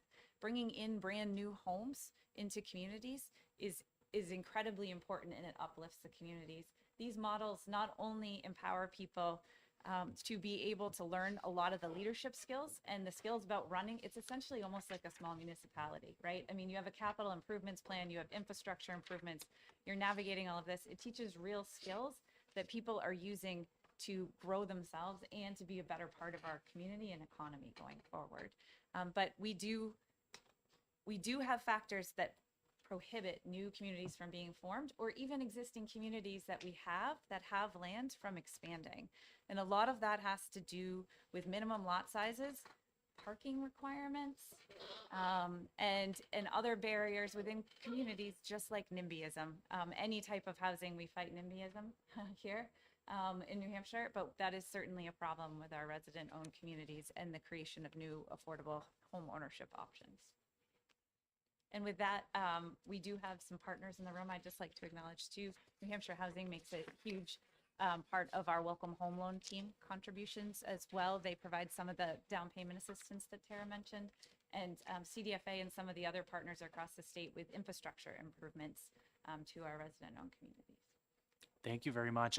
I'd love to get specific. I know there's a ton of. I would like to get specific barriers that are put in place by municipalities. You mentioned parking, but I'd like to get kind of a list of those things so we can look at that. That'd be Sure, awesome. absolutely. I'd also point. We can also point you to the New Hampshire Zoning Atlas project. Yep. You can see right on there. There's a toggle for manufactured homes and manufactured where they can be built, and it's less than 10% that allows manufactured homes on small lots. Great. Okay, we're gonna go around. So Representative Walsh. Thank you, Mr. Chair. Thanks for coming, and thanks for the presentation. full disclosure, I love manufactured homes. I used to live for a short period in Country Lane Manor in Candia, mom and pop, but it was great. I wish I had never left. I made the mistake of buying a house. But my name is Thomas Walsh from Hooksett, and up until 3 weeks ago, I was the chairman on the planning board. So if you're going to use Hooksett as a horrific example, I just want to clarify exactly what happened. It was only about 6 to 8 years ago, actually. And the park had been there since I can remember, and I'm almost 60. It was beyond blighted. It was actually condemnable. But the town never did anything to those people. We have no issue with them. No, it wasn't the town. A developer came in, out-of-state developer, and wanted to put up 2 apartment buildings. And we said, fine. We know the people can't afford the place. Are you going to give us a guarantee that they have an option for one of these affordable apartments? And they said, yes. We said, the only other thing we want is right on Route 3. That's our commercial district. Give us a couple, we'll give you the mixed use. You can do your 2 buildings. Just reserve some modest commercial on Route 3 itself. They ignored us. They came back with 3 giant buildings with underground parking and everything else. And when we said, no, that's not what we asked you, and they never came back. We were not the deterrents. We were actually trying to help that area. Just to be clear, those people also had 18 months. It's unfortunate that it had to happen, but state law gives them 18 months to find other places to live. And you are correct. None of those would have survived going over the road. That's just a situation we're in. So, again, I have to defend my town when I see it being used as a horrific example of something really mean. It's not how it happened. I do have one question, though, Mr. Chair, if I can. Yes, question. I heard recently the EPA is also going to be increasing the requirements of energy efficiency in mobile homes. Have you heard of that, and do you know how much that's going to increase the price of them? I don't think it's necessary, but what say you? So there have been proposals, and it's open for comment right now. The current manufactured housing is a far cry from the older manufactured housing, but I don't think the public is generally well educated about what the quality of manufactured housing is. We have been doing some investigating of if in fact there are requirements or funds available about heat pumps and things like that to keep people from relying on kerosene and things like that from their heating. So lots of room for improvement here in New Hampshire where we're really focused. I don't think the change to efficiency standards has got much legs now, but it's hard to tell from a comment period. The manufactured housing industry and the builders of manufactured housing, Clayton Homes, have a very strong presence, and they're actually a wonderful manufacturer. They're doing a lot of innovative things with their homes now. So we're watching it, we're aware of it, but so far we're trying to figure out what works best for New Hampshire. Go ahead. You know, I'm just concerned because obviously it defeats the purpose if the price of this thing keeps climbing. While you're watching it too, heat pumps in New Hampshire, not always what they're cut out to be once it gets below 20 The degrees. temperature. So, you know, Exactly. thank you. Exactly. Representative Gibbs. Thank you, Mr. Chairman, and welcome to the committee. Thank you for coming. I'm also on the Commerce Committee, and a few weeks ago, there was a bill before the Commerce Committee on a complaint process for the residents of manufactured housing parks. I think I said earlier, I worked for HUD for 29 years, and they changed the statute from a statute on mobile homes to a statute on manufactured housing, and we all had to correct our terminology, but our tongues don't always cooperate.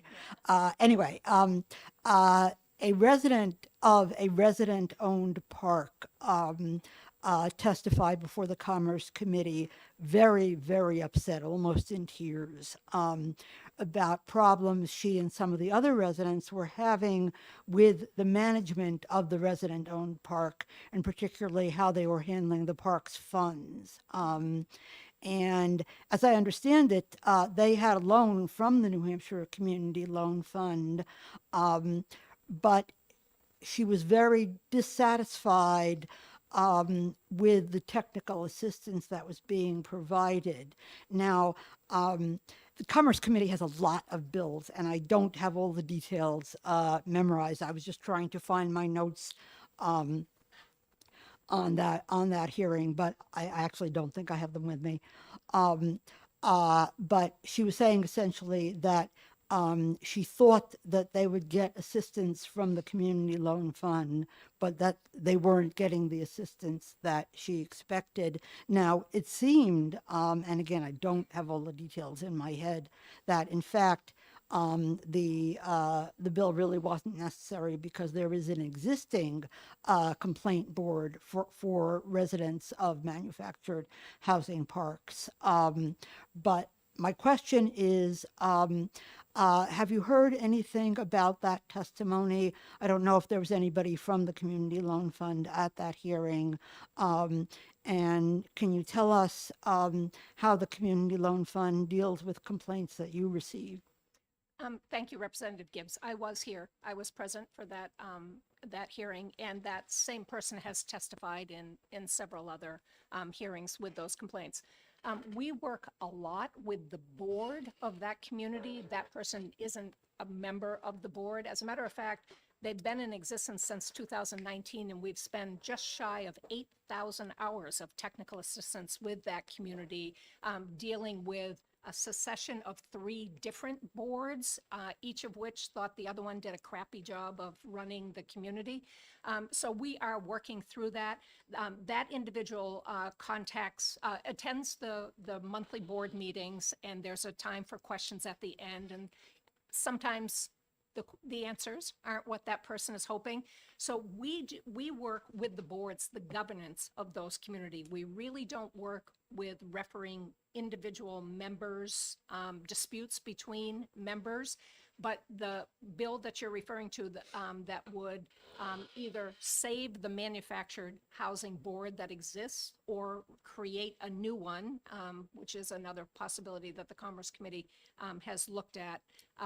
We have been involved with that and are willing to work with them to make sure there's something in place for residents that can't necessarily go to court to fix these disputes each time. So well aware of it and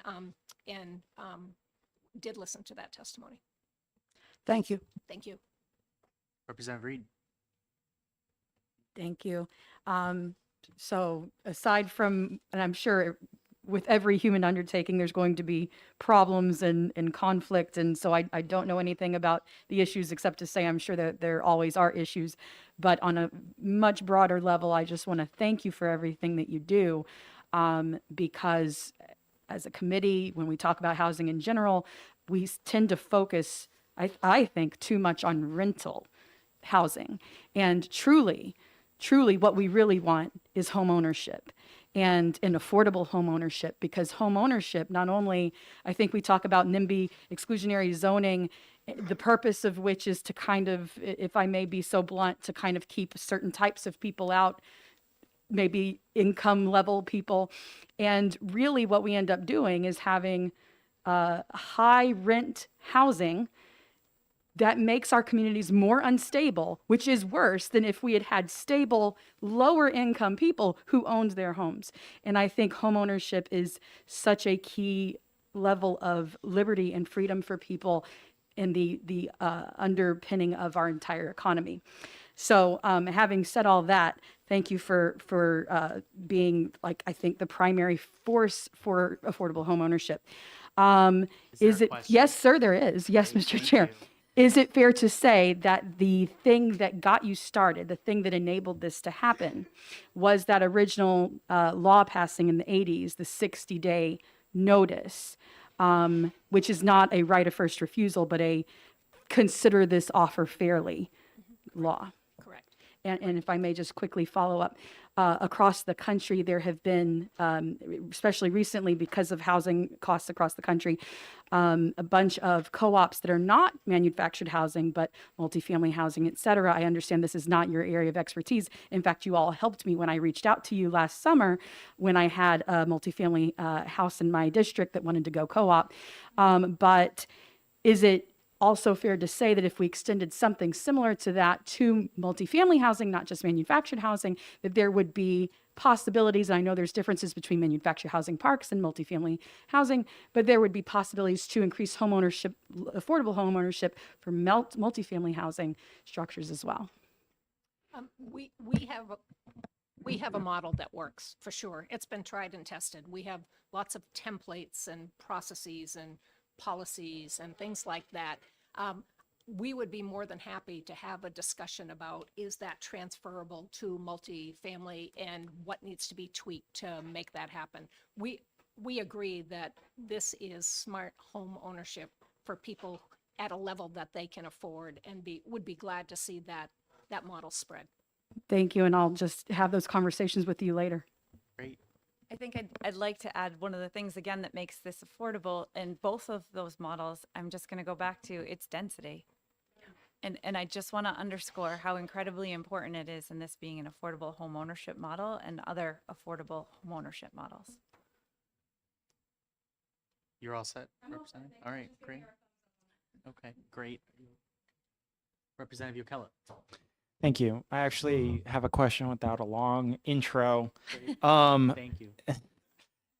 So your goal is to create these opportunities for these people to buy these parks.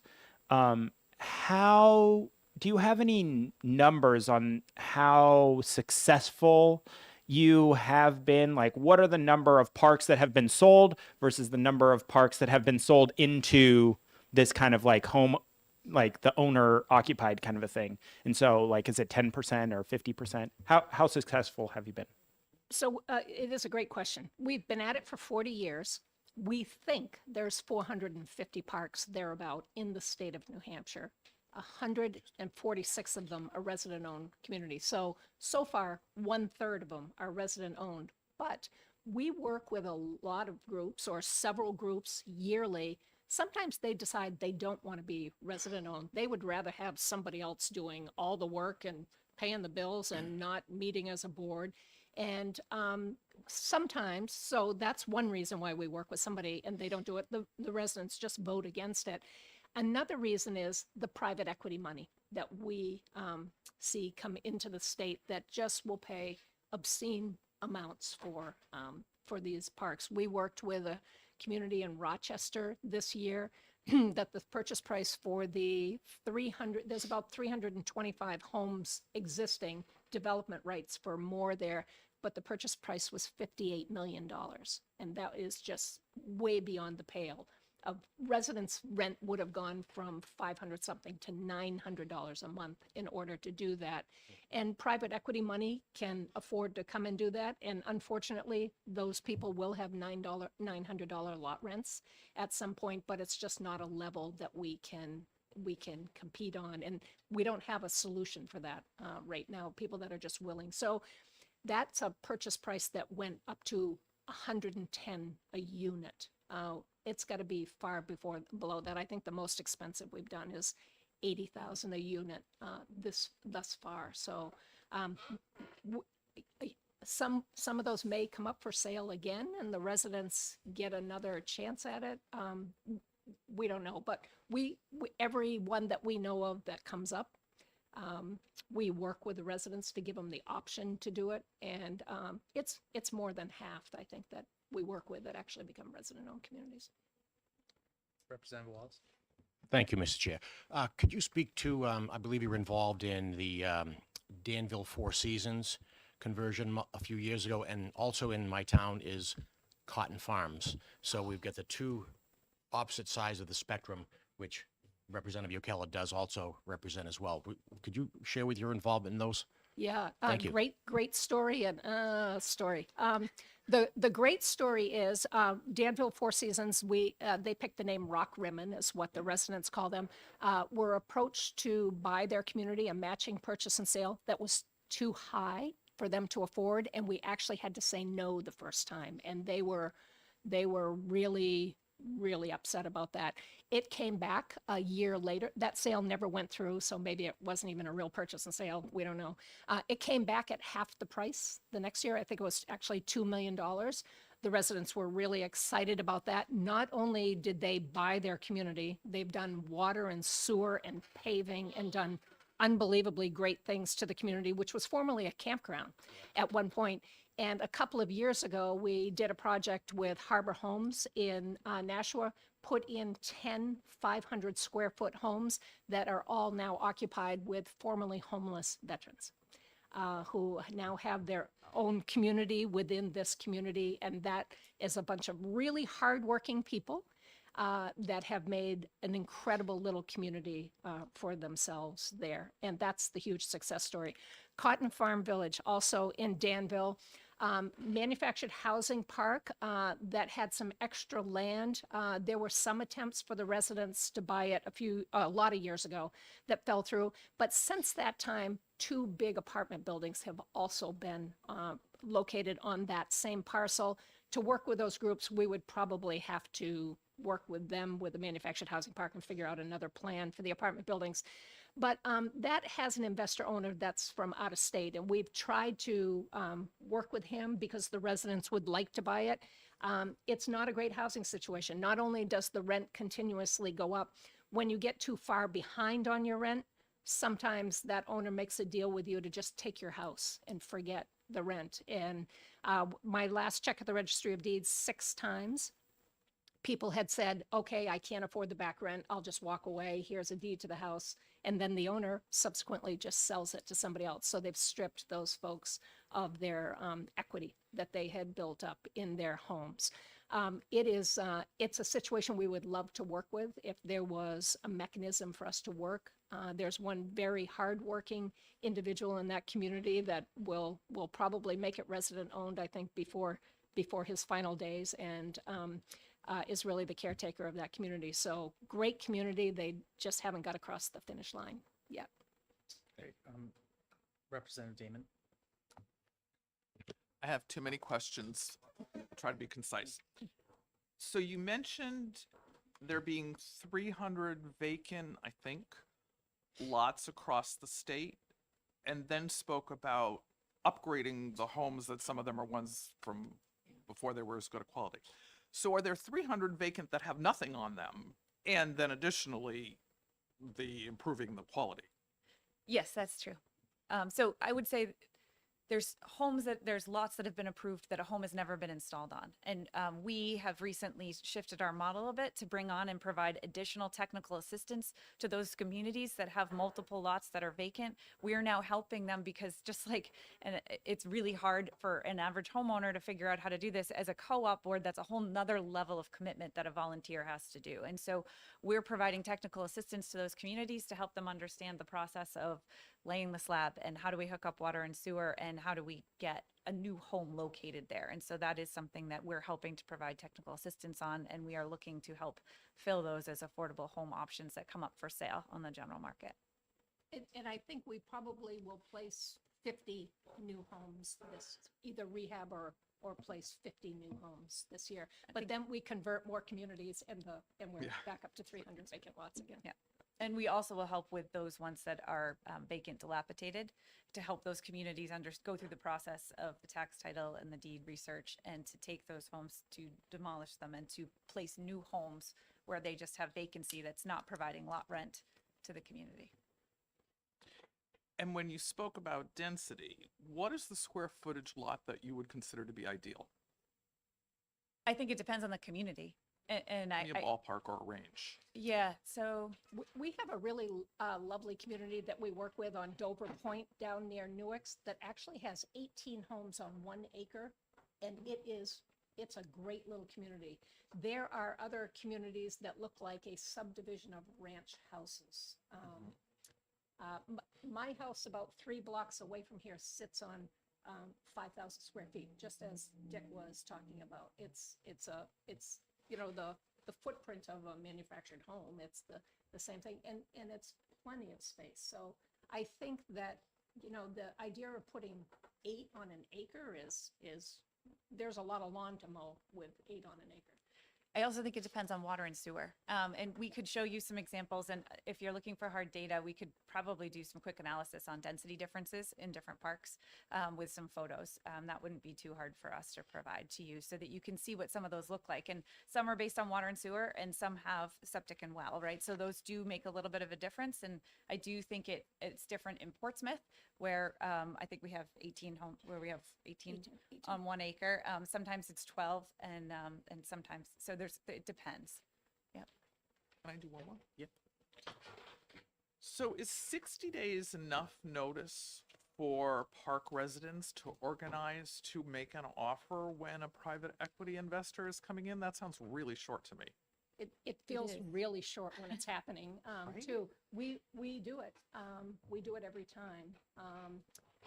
And that's to sign a purchase and sale, a matching purchase and sale. So if in the informational session, residents aren't committing to buy the park, they're committing to do the research to see if they want, including the purchase and sale, which has all of the conditions you would imagine with financing and, infrastructure studies and things like that. So we're making it work with 60 days, and other laws we're seeing across the country that are proposed are 60 days also.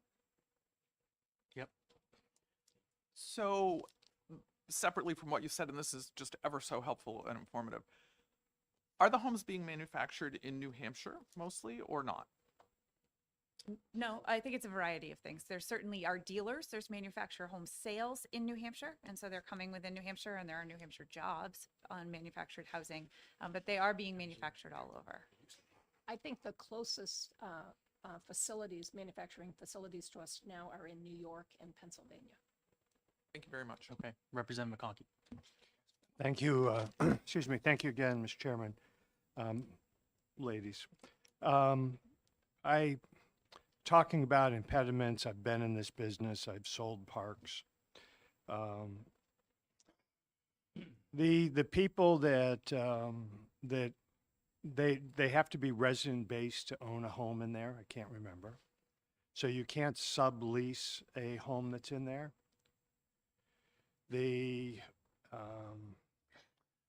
Does it have to be a manufactured home? Could it be a modular home?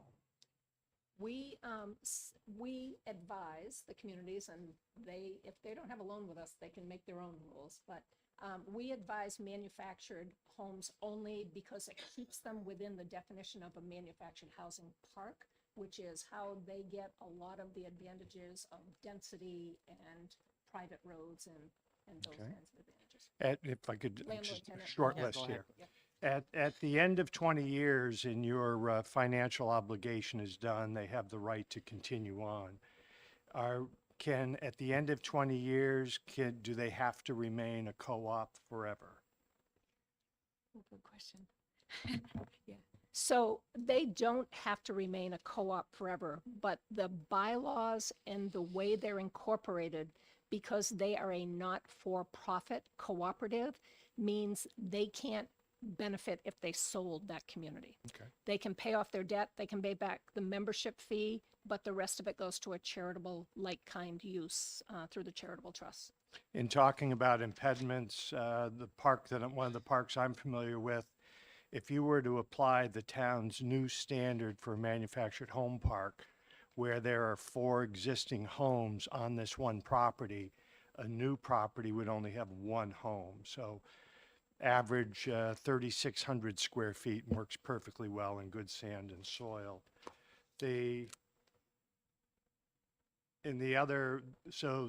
Zoning is a huge issue. How many of your 300 vacant lots had a dilapidated home that was either wasn't removed to the point that the town would now release the taxes on it? Is that, I know of several that still have rotting frames sitting on, the homes have been removed. I got to believe that that's an issue for getting some of your lots rented. There was a Supreme Court case about 5 years ago called Everett Ashton versus the City of Concord that says when the home is in that kind of non-inhabitable state, that the town can no longer hold up the demo permit in exchange for the payment of taxes. They have to abate the taxes on it. So that has made some progress in getting rid of some. But communities, especially the boards of communities, have got to do the work to do that. If it's a home that actually still maybe has a title or an owner, there's a process. They're learning a lot about going through probate for residents that died and just walked away from the home and the family's not interested.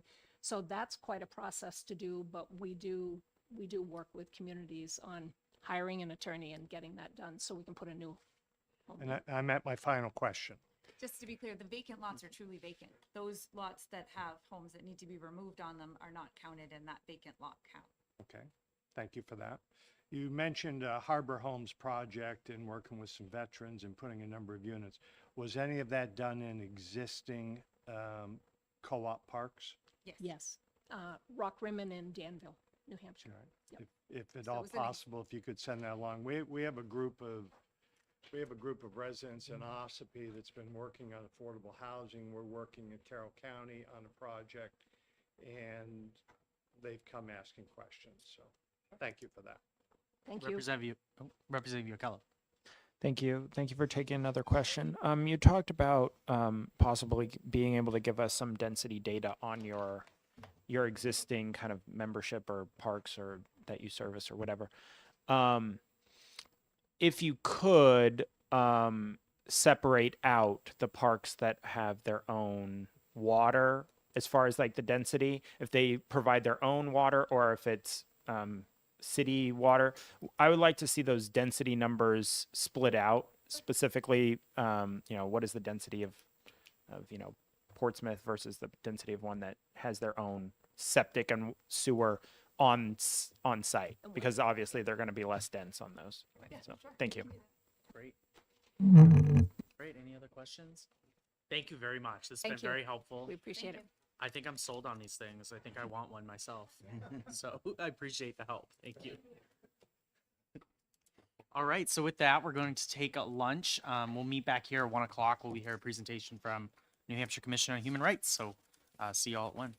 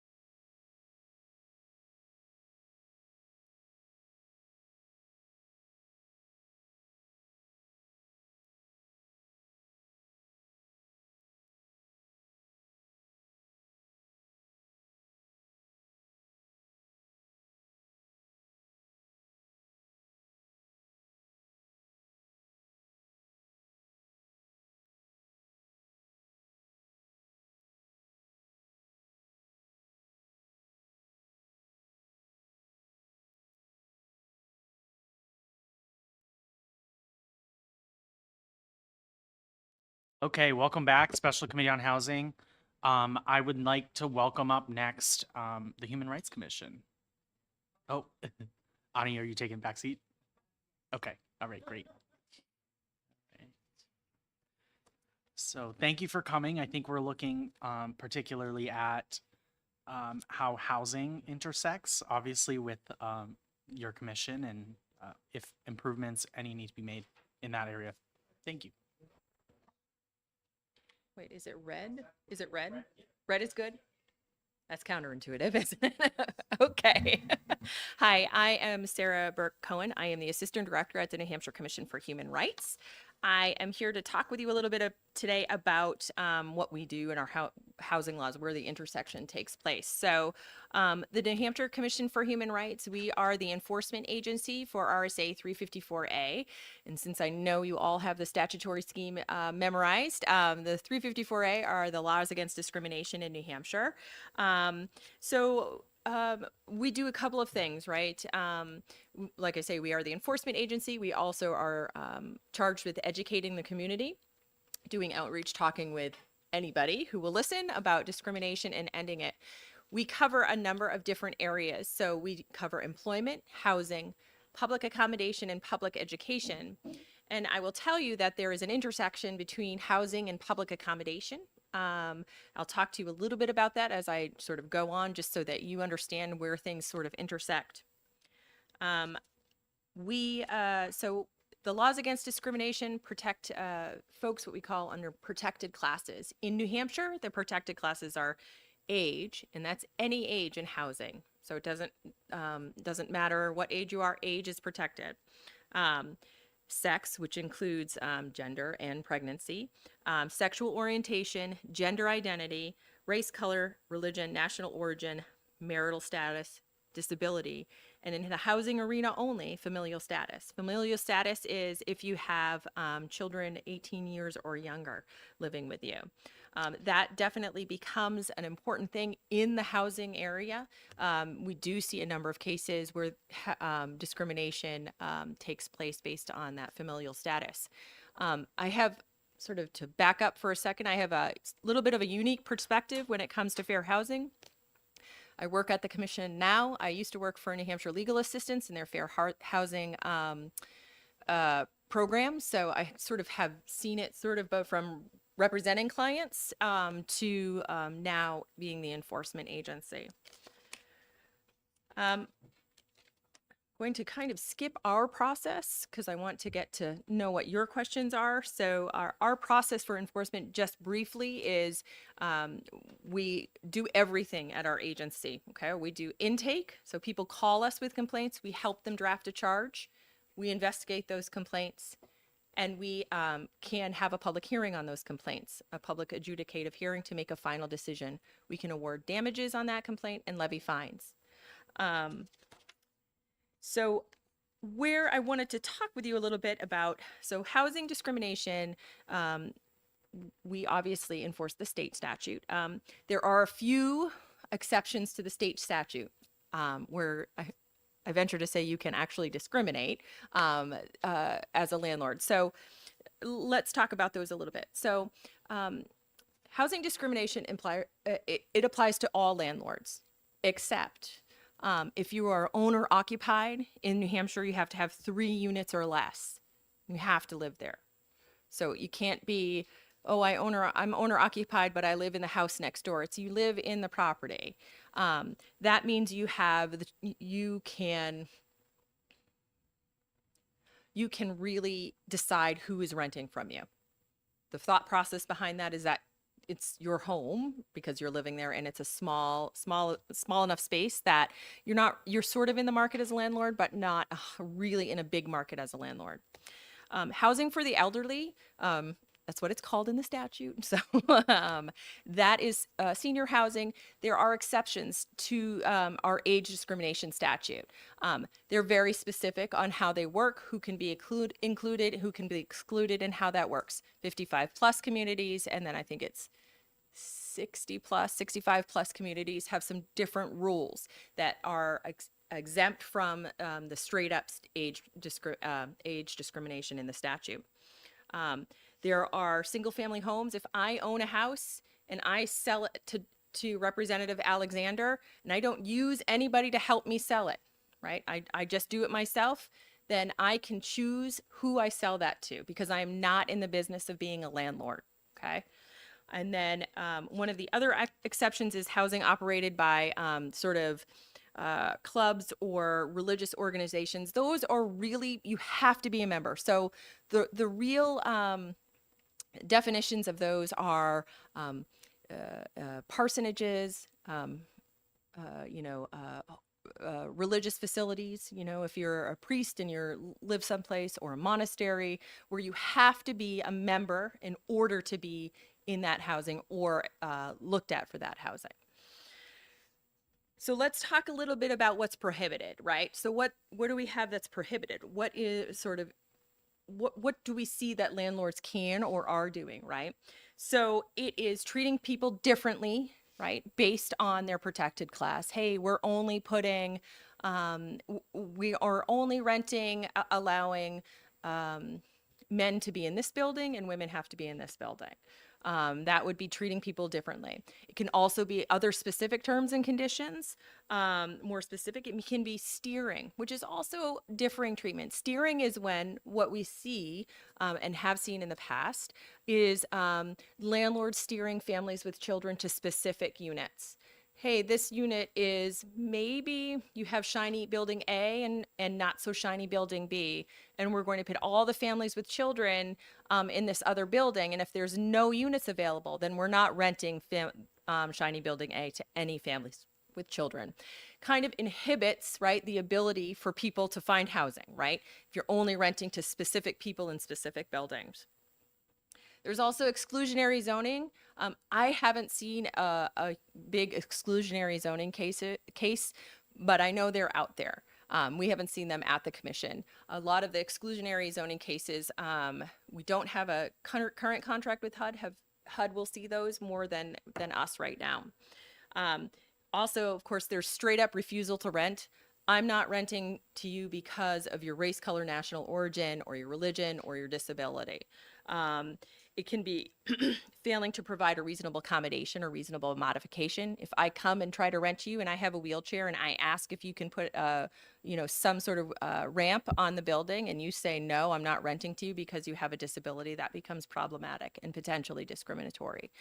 We often see the cases that come in for us are based on disability and people requesting reasonable accommodations and reasonable modifications.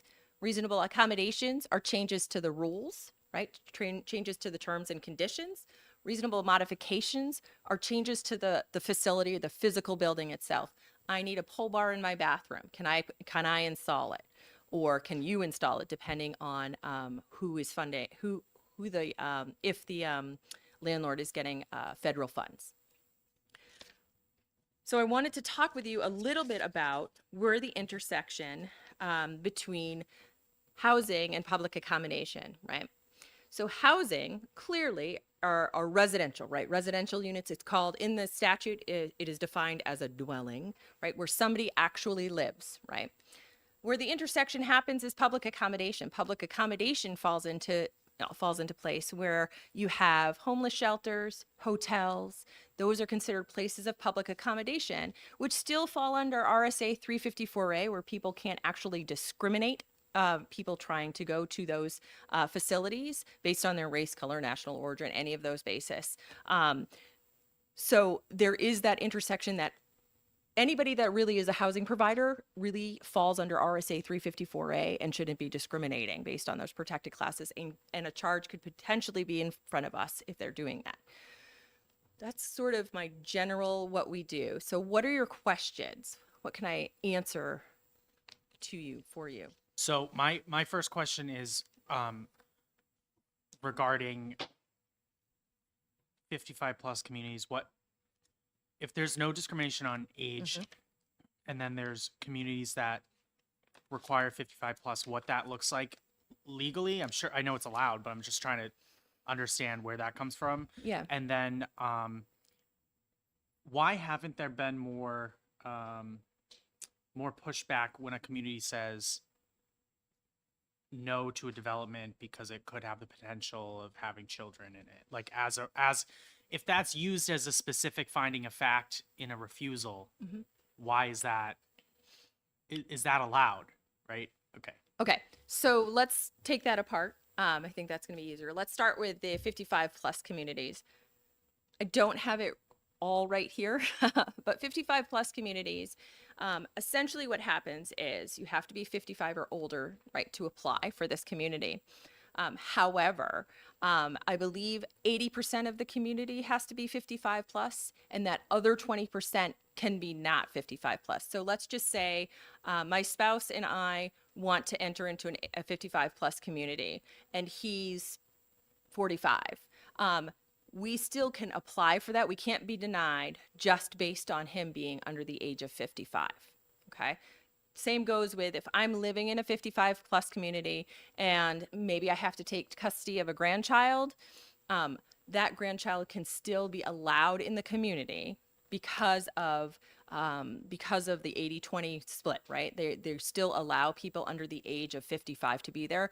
So that's where the community is, you're exempt, the community is exempt from the age discrimination portion of RSA 354A, as long as they are following the specific rules. So if I'm 55, I apply, but you deny me because my husband is under the age of 55, that could potentially be, we could be discriminatory because you're discriminating, you're not following the rules when it comes to 55 plus community. Now, I believe it's 60 or 65 plus has different rules. Sort of the older people have different rules, right? Because you start getting into assisted living care communities, which really are only for people who are a certain age or older, nursing homes, et cetera, kind of fall into that. So then it can be 100% over the age of 60. Now, can you repeat your other question? Because it's in there, but I just want you to help me get it back to the top. Yeah.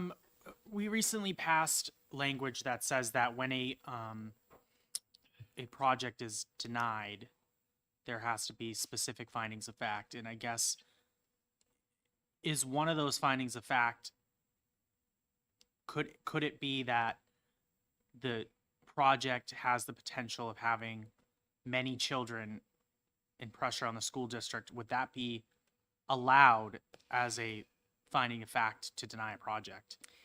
And your interpretation of that. Well, I will tell you, so the commission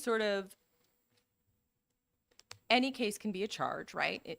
So in that case, if the project is found to be denied based on its impact on the school district, could an individual bring a charge? Could I would say a town person bring a charge?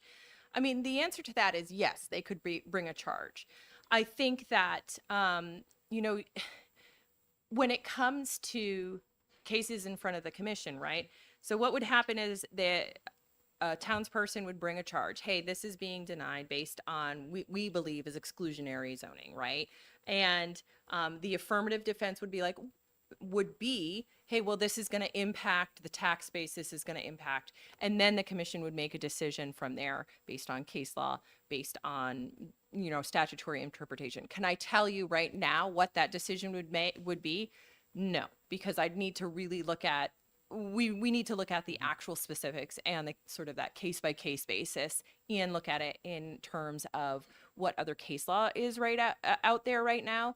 And I'm not, I'm sure it's a new concept. I was just curious. Yeah, about that. but it would be something that would be chargeable. That we would certainly investigate based on that, because the question is this, is this exclusionary zoning? If we're saying, hey, we don't want children here because it's going to impact the taxes in the school district, it certainly could be brought. Okay, thank you, Representative Reed. Thank you. I have a real world thing happening. Okay. And it has been happening for well over a year, I think, but it's actually a company that's actually presented to this very committee, bought a retirement community in my town. Mm-hmm. And ever since then, they've had a whole bunch of issues, multiple different issues, but specifically issues around accessibility and accessibility of the general property for everybody, because there's a lot of mobily impaired people there, obviously, but also one particular person who is missing one of her legs and unable to use the shower or the bathtub that was provided. And we've asked for accommodations to be made, and they've refused. And I guess my question is, what does one do, and how would you all be able to help that situation? So, again, I'm not providing legal advice. That's not what we do. And, but I will take this as a hypothetical that you're giving us. And certainly requesting that would be a reasonable modification. If you're asking for something to be changed in a facility, it's a reasonable modification. Now, not knowing, I'll tell you a little bit about reasonable modifications. Generally speaking, a landlord needs to allow those to occur, reasonable modifications to occur, unless there's some sort of undue hardship, right, for the landlord. Now, what does that mean? Well, that means if I need a bar, a new tub, etc., or a handicap or a wheelchair ramp, that generally speaking, the landlord has to allow that. Certainly with a wheelchair ramp, it has to do with making sure there's enough space, etc., etc. Now, where it comes into play with the reasonable modifications is who pays for it, right? Because a reasonable modification, if you are a landlord that is receiving no federal funds, there are specific federal funds, maybe Meryl can tell you. It's a Section 8 voucher. So those aren't necessarily considered receiving federal funds. That's the last time I understood that Section 8 vouchers you're getting federal funds, but you're not getting federal funds at the same time. This particular structure was built with federal funds when it was originally built, and now a new person has bought it, but it's still under that, I believe. So if it's under that, then reasonable modification wise, the landlord would have to pay for that modification, right? If it's not considered, if the federal funds used to build the property, or the federal funds that they're still receiving for the property aren't considered part of, there is a list of specifically what is applicable, then the person would have to pay for the modification, right? The individual would have to pay for that modification. But at the end of the day, it doesn't sound like there's a reason why they should be denying the modification, right? Because there are other agencies that will help with sort of modifications, right? When it comes to people with disabilities. So if a person were to get denied that modification, right, they have sort of a couple of ways to go. They can file a charge with us, certainly, number one. Number two, if they would prefer, they can file a charge with HUD. So we don't have a contract with them. We're working on getting a contract with HUD so that we can sort of work together. That person should file a claim. If the landlord's not allowing that modification to occur, I would say that would be a chargeable claim. It's something that could be docketed. Mr. Chairman, clarify. So I did it's my fault because I brought up this one tenant's example very specifically, but the property in general, the pavement, lots of barriers to wheelchairs and walkers and such, so that it's difficult for them to navigate the actual common property. Does that fall under accessibility? And so, certainly, again, it could be a claim that you could have more than one tenant bring. And if, that could bring to either the enforcement agency or the HRC or to HUD. It's also something that you could bring to the attention of the Governor's Council on Disability, because they do also some accessibility and they work with landlords. But what you're talking about potentially, like I said, you could docket on, a number of levels. If there's accessibility issues as a whole, I would definitely go to the Governor's Commission on Disability. Thank you. I would talk to them about that accessibility as a whole, but if there's accessibility issues, certainly they are also, again, charges that potentially could be brought either at HUD or the HRC. thank you. I have an unrelated question, but I'll wait for others. Yeah, I'm gonna call Representative McConkey. Thank you, Mr. Chairman, and thank you for being here. Two questions. 55 and older community. We have a town that just finally passed its first community. It looks lovely. Everything's fine. But there's a restriction in there that unless you need a caretaker that would be a reason to have someone occupying a home with someone under 55. But you had mentioned that you could have up to 20, is that state statute, up to 20%? Yeah. So if you had 100 units, Mhm. and this is a community with a lot of women with younger husbands, then up to 20 of those people could be living there? Yeah. Okay, In accordance with the statute. It is actually specifically in the statute as well. okay, thank you. Yeah. My second was, you You're had mentioned 3 units owner occupied. Yeah. Does the owner make the 4th unit, or if there's 2 units plus I the, believe it's 3 units total, right? Is that what I believe it's 3 units total. so the homeowner would be one Yeah. of, so there Correct. could be So 2 it would others. be 2. Under the federal statute, it's 4 units total. So, but under the state statute, it's a little more restrictive. So it's 3 units total. Thank you. You're Thank you, Mr. Chairman. Representative Oops. Sorry. Thank you. As far as the exclusionary zoning, you seem to kind of talk a little bit about not really bringing many cases, or maybe HUD is bringing the cases and you guys are not. But it seems to me that I guess I'm unclear on why there's not more exclusionary zoning cases, and if do you need someone to come to bring that to you, or can you do some research? Like, let's say we see in this committee a lot that people or towns are making kind of like the existing structures non-conforming anymore because they've what was built, let's say, on a 1/4 acre lot, now they're requiring 5-acre lots. And so all of those people are now being negatively affected by having more strict, it's harder for them to improve their property.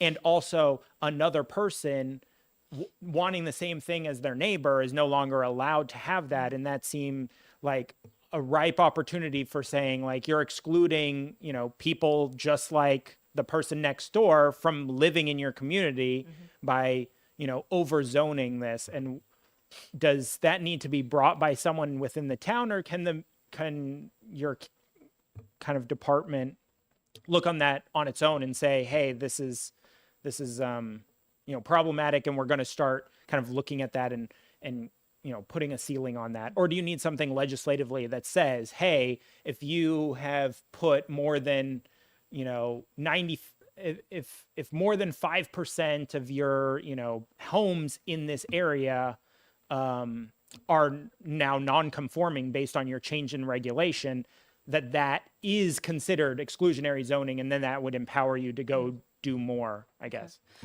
So I'm going to sort of break that up just a wee bit. Thank you for your question. So the first answer to your question is, so HUD and the HRC, we do a lot of, there's an overlap, right? HUD enforces the Federal Fair Housing Act, and we enforce the State Fair Housing Act. The short answer to your question is, we do keep an eye on what's going on in our community. We do have, statutorily, we can bring, charges. Our commissioners can bring charges. So if we saw something that was exclusionary, certainly we could. Certainly people can bring them to those types of cases to us and docket them as well. I think that you need to keep in mind when it comes to exclusionary zoning that is covered by our statute, we're talking about zoning that excludes based on a protected class. So if that zoning, right, caused, sort of,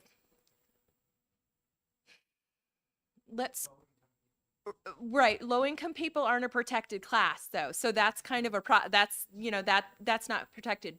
But if, let's say, a zoning ordinance went through that said, somebody, but, no one of this insert race, color, national origin here can't buy a house in this area, right?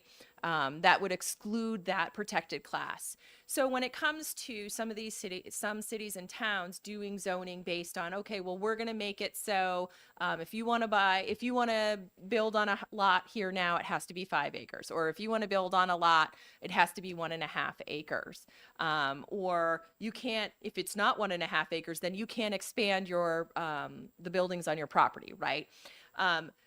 That type of zoning, those changes to zoning, some would say is exclusionary. It's not protected. It's not, it has to be related to some protected class. So it isn't something that we would be able to enforce.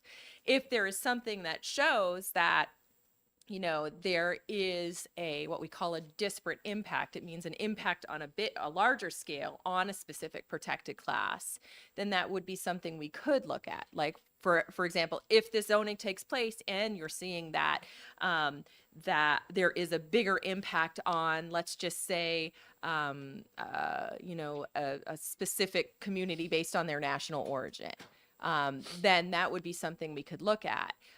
But if it's just, it has an impact on lower income people, those folks aren't covered by our statute, according to what protected classes we have listed.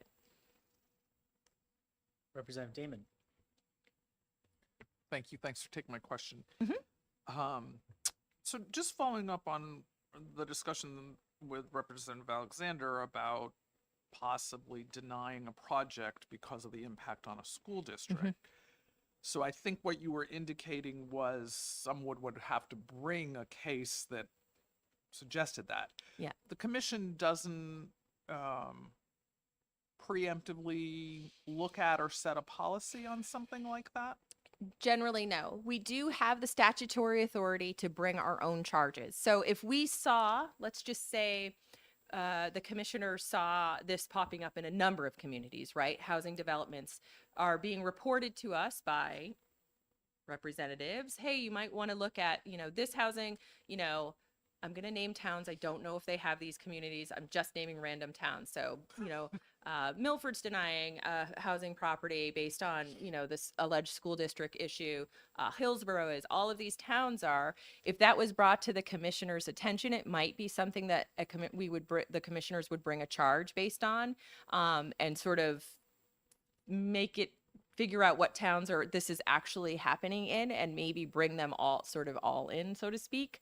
But we're not like the Attorney General's office where we would issue an opinion. I guess that's sort of what you're asking, right? Yes. Okay. Yeah. We wouldn't issue an opinion in that manner. We would have a commissioner bring a charge so that we could investigate it and sort of.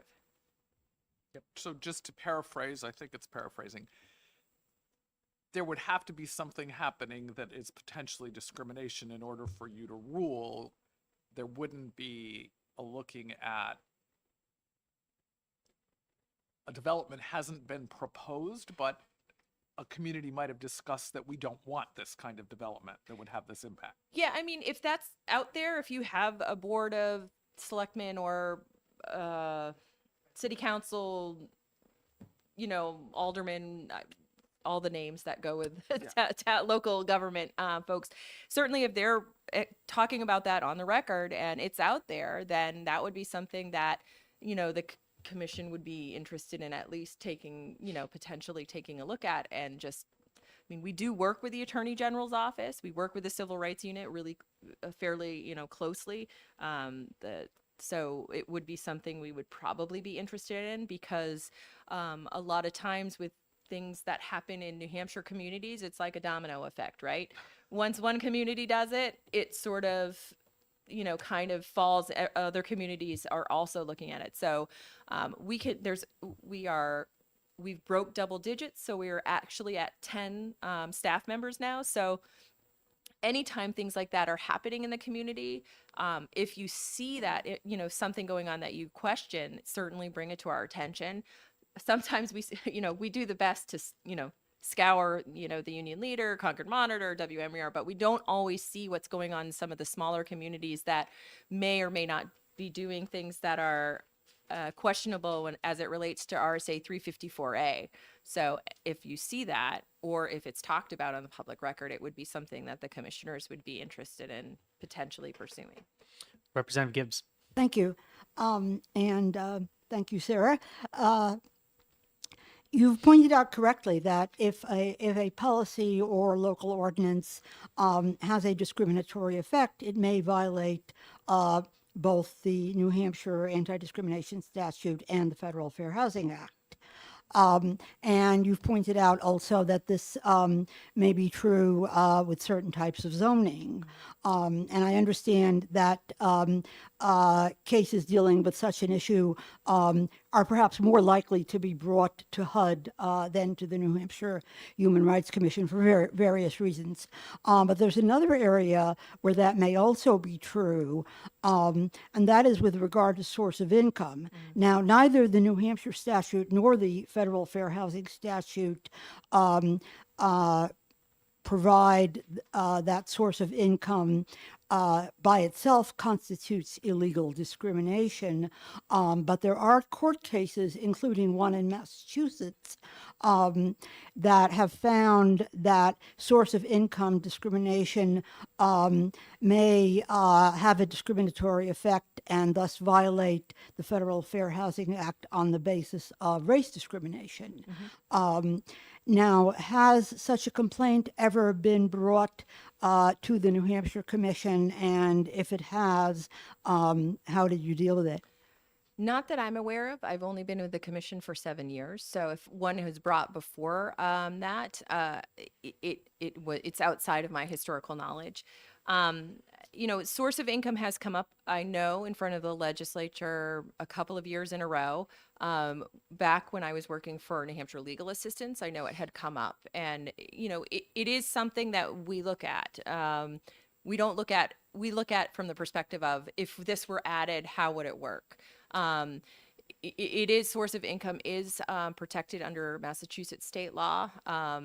I know that when I was with New Hampshire Legal Assistance, we looked at it from the perspective of landlords denying folks who were on Section 8 vouchers as sort of if you reported you had a Section 8 voucher, they said no right away without even looking at anything else. So it's out there. Statutorily, it would have to change. We haven't had any case law before the commission that would indicate that it would be something. I haven't seen any case law as it relates to that disparate impact on when it comes to race, color, national origin. I'm sure it's out there, but If I can find that case, I will send it to you, I but it think was that would be quite a great. while ago. Yeah. Theoretically, also, there could be sex discrimination, familial Correct. status as Correct. well, disability. Yeah. So that there are a number of issues. And a source of income bill actually came before the legislature this year, but unfortunately it didn't pass. So thank you. you're welcome. Representative Reed.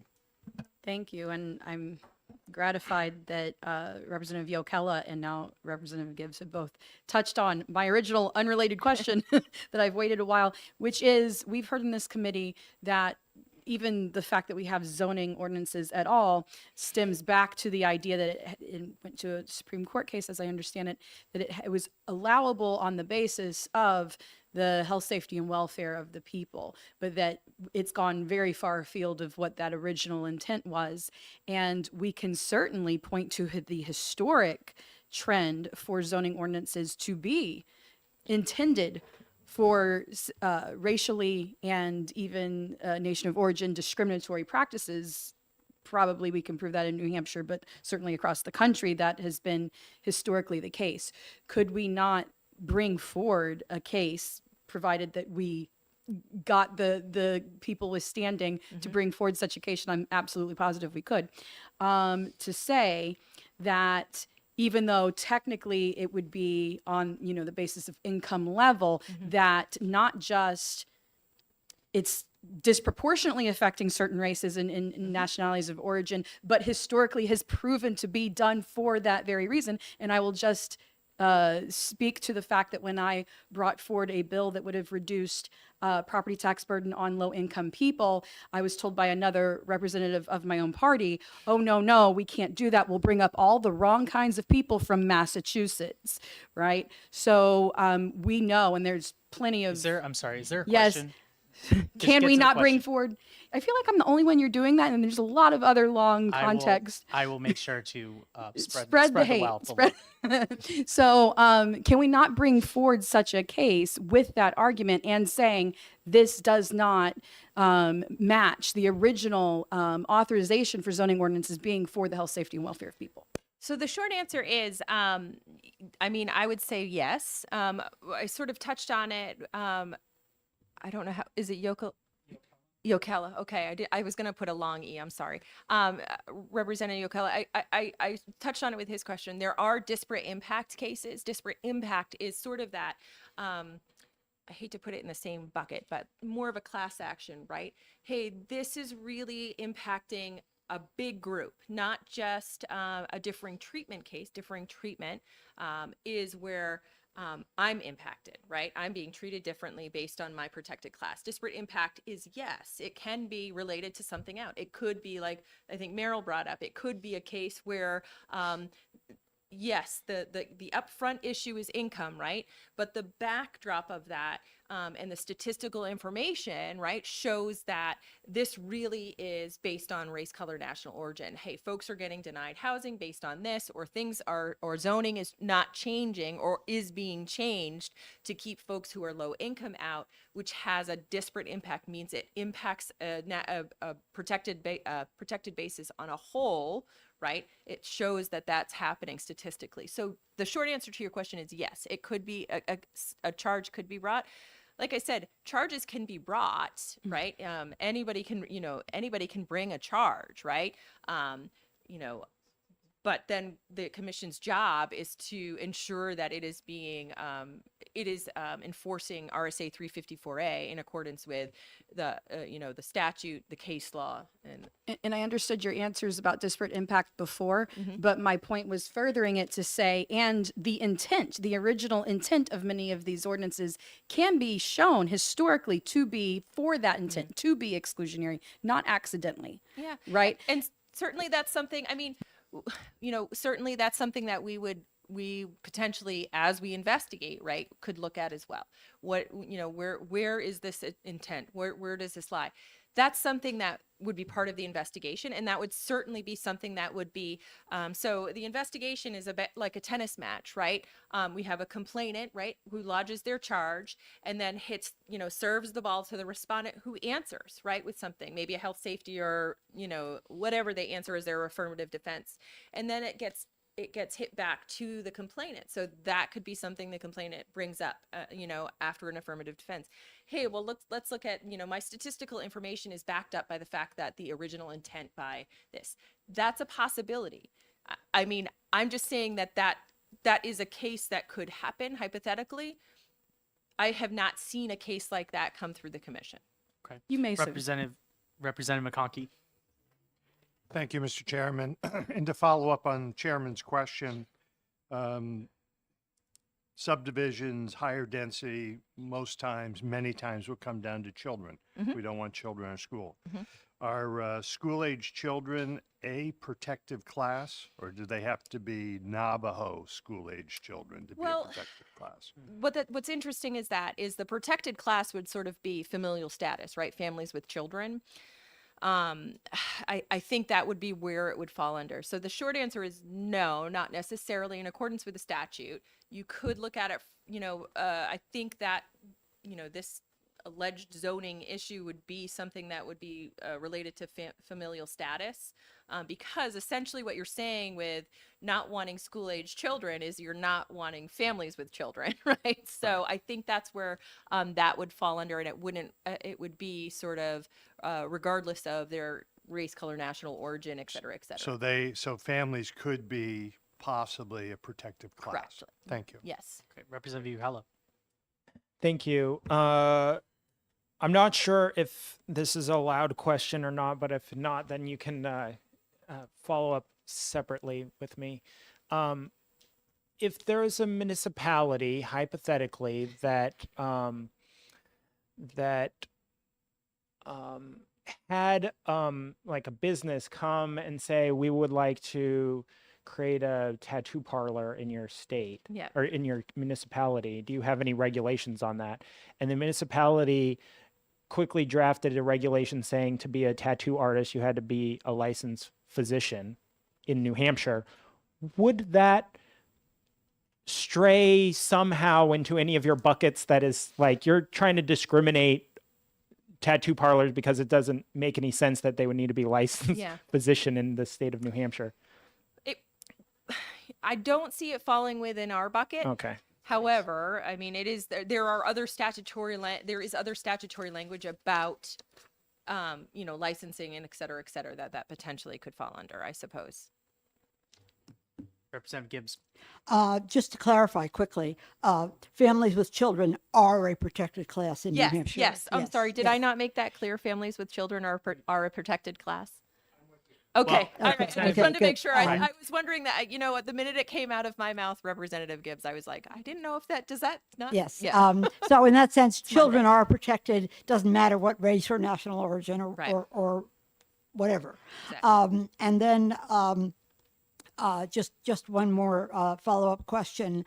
In order for a complaint to be investigated by the commission, it can't just be discrimination against someone. It has to be discrimination against someone that has either the intent or effect of discrimination on the basis of one of the areas covered by the statute. That is a discriminatory effect, not on, say, tattoo parlors, but on businesses that are very heavily patronized by people of a particular national origin, or that serves almost entirely people with disabilities. That could be a discriminatory effect under New Hampshire and federal law. Right. So differing treatment has to have that intent, right? If I'm treating you differently based on your insert protected class here, right?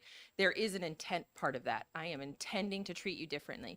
Disparate impact's a little bit different, right? Because disparate impact is looking at a what is supposed to be a neutral policy, a neutral law, zoning ordinance, et cetera, that is supposed to be neutral, right? And it's not. So there's no intent with disparate impact with those cases where we're looking at policies. There is if we're talking about individual basis. Is that Yes, more follow up. confusing? Follow up. And sorry, are we holding you up from your doctor's I appointment? do have to leave in about probably a minute and a half. I was hoping to wrap up. Okay, I'll be as fast as I can. Sorry.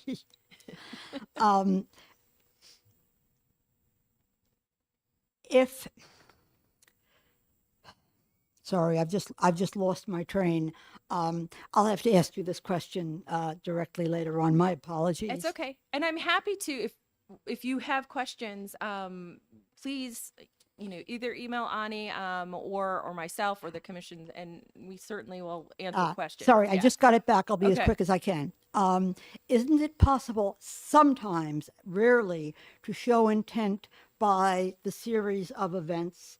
And I'm speaking of a case that I had long ago at HUD where there was a change in the statute that would have required a town to make a change in who it allowed, and it would have brought in a larger number of racial minorities from surrounding cities based on the changes in the laws covering HUD-assisted housing. And the town, as soon as this happened, it passed a new ordinance essentially blocking that type of housing.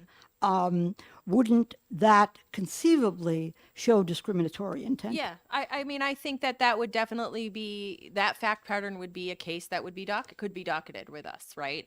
Because it does show that pattern. I think that goes with Representative Reed's, what she was also saying, if that, with that intent of the statute, right? You look at that fact pattern all the way through, not just from, especially if you're looking at a neutral policy, you look at it from when why was the policy put in place? You know, where are we going with this policy? What is the impact of this policy?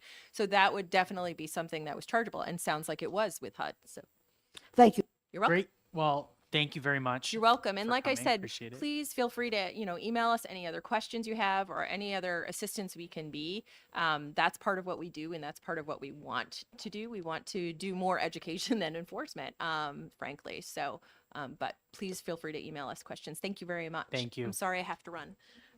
If you'd like to say, yeah, thank you. You're okay. All right. I think we're going to take a 2-minute break, and then we're going to hear from Greg from Department of Housing and Urban Development. Thanks.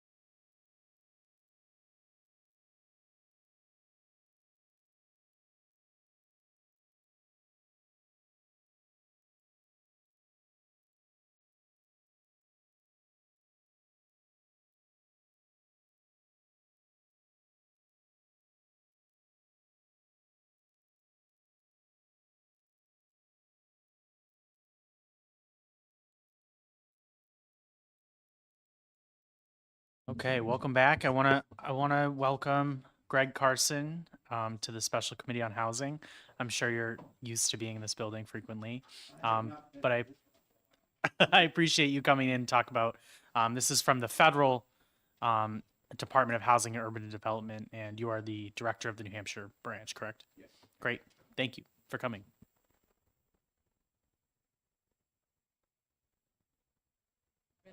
There we go. Okay. Didn't have all this high-tech stuff when I was sitting in that chair when it was over there, I guess. It's been a while.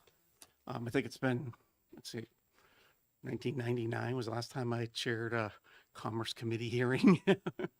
Only because I was back from being down in DC for a couple of weeks. I'm Greg Carson. I'm the director of the U.S. Department of Housing and Urban Development for the Manchester field office. We go back and forth between calling them the state or the city. So sometimes it's one state or one city. So, but we've stayed consistent. We are the Manchester field office as opposed to the New Hampshire field office for whatever reason. And Merrill, who I used to work with, had asked if I could come up and just talk for a couple of minutes about some of the things that HUD is doing in terms of housing. I'm more expecting you to ask questions than me to just kind of give you, I mean, I could give you a 2-hour lecture on all the things that HUD does here in New Hampshire, and you'd be surprised that, you know, it's almost $1 billion a year in actual activity here in New Hampshire when you take a look at all of the FHA insurance for individual family homes, all the commercial FHA loans, et cetera. So, but HUD has a few programs that directly get, or the state gets direct funding for housing and housing activities. And the one thing to keep in mind is that a lot of the funding that comes in is housing in the broadest terms. If we set aside all of the Section 8 and all the individual housing authorities, New Hampshire Housing Finance Authority, the Manchester, Nashua, Portsmouth, there's 21 of them here in the state. If you set aside the funding that goes to them directly, the remainder of the funding actually comes through various state agencies like CDFA or New Hampshire Housing Finance, et cetera. And so we put in about $50 million a year into New Hampshire the last few years. It was about half of that prior to COVID. It will go back down, much to the chagrin of the governor. It will go back down somewhere between 50 and say $24 million, because that's about how much we're normally putting into the state programs. There's some of that money actually gets divided by formula. So in many cases, and I'm going to say we a lot, because it's just hard for me to say, you know, the government or that we, the state, the people, because I'm a taxpayer here too. We get about $24 million in funding. Some of that is, as I said, formula grant money, which means we get the minimum amount based on and the calculations for grants are often done by a formula that was created 35 years ago. And it includes, and it's a big secret how they do it every year and how they twist it around, but it includes, you know, the age of the housing stock in the state. Some of it's, you know, population based. Some of it's based on economic values and that. But we end up a lot of times getting like the minimum amount. So I'll give you an example. Almost 2 weeks ago, the federal government did another allocation for the housing trust fund programs. In New Hampshire, we've had a housing trust fund program here now for 5 or 6 years. I think that's about it. No more than 6 years, I think. It started off with some funding from the federal government that was going to New Hampshire Housing Finance Authority, and then the state created a state housing trust fund. And there's funding that comes from the legislature that does that. The allocation for New Hampshire has always been about $3 to $5 million a year for the housing trust fund. We've already done that allocation this year, and we just, the secretary announced there'd be another $5 million coming into, excuse me, $3 million coming into the state based on the formula grant process. We probably would have ended up getting about 1.1 to 1.2 million dollars if we based it actually, on the other factors that are normally used in the grant. So we met the minimum floor. Montana, some of the smaller states, Vermont, that we all got the minimum.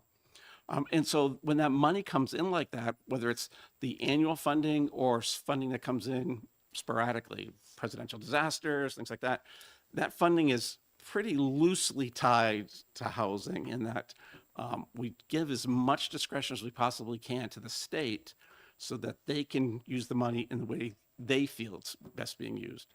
One of the biggest surprises I got when I came to HUD, I had previously run most of the U.S. Mint, IRS, the Electronic Tax Administration, and Medicare during the Bush administration. What I was very surprised about when I came to HUD was that HUD actually doesn't do any direct funding to individuals. They fund through other people. They fund through banks. They fund through state agencies and nonprofits. And there's a thing called the continuums of care, which are there's 3 here in New Hampshire, 1 in Manchester, 1 in Nashua, and 1 they call it the balance of state. If we use balance of state a lot because if a city or town does not have a housing authority, they go to New Hampshire Housing Finance Authority as the provider for balance of state. So these continuums of care actually make the decision. It's the continuums are made up of local agencies, the city. There's HUD provides technical assistance to the group, and then usually there's depending on which program it is, one of the HUD employees will participate. But the idea is to let the cities and towns or the state actually make the decisions on how to spend the money. So even though something might be called a community development block grant, it could be used to secure a piece of property or clear a piece of property so that housing could be built. Or Manchester's, I'll use Manchester as an example. When you get off of 293 on Queen City Bridge, excuse me, on I can't remember, Queen City Bridge. The bridge was redone with all HUD funding from the Community Development Block Grant.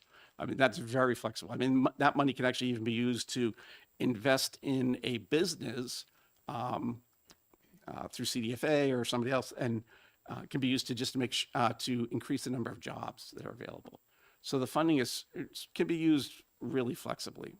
So like I said, this it has been about $24 million a year. It's last couple of years have been 50 million or so, and those are big kind of round numbers, and it's divided among multiple programs. But for the better part, I mean, I think that's the easiest way to kind of describe it, as opposed to going through all the individual programs themselves. We also spend about $120 million a year. Let's just say,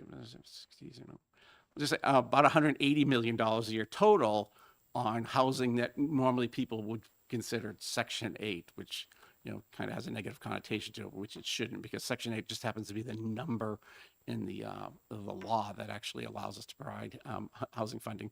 But Section 8 can be individuals receiving a voucher, which literally is a certificate they can take and go into the marketplace and rent an apartment. It could be a for-profit or nonprofit builder or housing manager that owns a building, and we've designated units within those buildings as Section 8 fundable. Or it could be just the traditional, what people think of as Section 8 housing, where we funded Manchester Housing Authority has a number of buildings and a number of apartments downtown. So it could be the government building, or it could be the local agency, Manchester. It could be a nonprofit, Families in Transition, Harbor Care, et cetera, or it could be an actual builder. Steve Lewis Builder was one that we did a lot of low-income, brand-new housing being built down in southern New Hampshire. So that kind of sums up what we do, at least from the housing side. I'm not sure what your interests are. I've obviously followed the housing issues pretty closely. Taught Taylor Caswell everything he knows, so all the stuff that happens over there in terms of housing. Taylor used to be the regional administrator for HUD here in New England, and that. Some of you may know, I have a relationship with somebody in that other side of the building, or on the other side of the hall there, where there's only 24 people. So obviously, I get a lot of questions from people, reps, senators all the time, and I try and be as helpful as I can. There's really not much that we do that's not available publicly for information.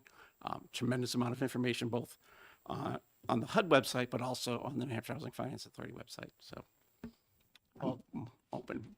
Thank you. Are there questions for Greg? Yes, Representative McConkey. Thank you, Mr. Chairman. Community block grants, if you're, I believe that's what Yes. part of the discussion, and if you're not part of the 21 housing authorities, my area up Carroll County, is that administered? Who do you make application to? Does that go through the Regional Planning Commission or to your Okay, department? so I'll just a little bit further explanation. The community development block grants are given to the state and entitlement communities. Again, and you'll recognize why it seems kind of goofy at this point. Manchester and Nashua obviously are entitlement communities because of their size, but Dover, Portsmouth, Rochester are also entitlement communities, because you think about in the 60s, the Air Force Base was out towards the seacoast, much bigger population, the housing stock was very old, so they get their own direct funding. Every other community in the state goes through CDFA for funding. And we don't have entitlement counties here in New Hampshire, so it is the cities actually apply directly to the state, or cities or towns apply that directly through the state. And a lot of times it's money that they use to start a program, or they're using multiple different programs of federal government to get stuff done. Which town do you live in? Town of Ossipee is one of my Okay, towns. okay. So there's a couple of programs that we actually did a Main Street program 14 years ago in Ossipee. Yep, And that I remember that. community development block grant money. Thank you. Representative Gibbs. Thank you, Mr. Chairman, and thank you, Mr. Carson, for coming. Just to clarify, the entitlement communities essentially receive their funding based on their population and to some extent on their poverty level population. And then non-entitlement communities can apply to the state for a grant, and that's usually a one-time grant for a year or 2 years. And the community that isn't an entitlement community would apply to the state with a proposal, and that would be the CDFA that you were referring to. That's the State Community Development Department, essentially. Is that all correct? Yes, yeah. Yes. Thank you. Representative Ukella. Thank you.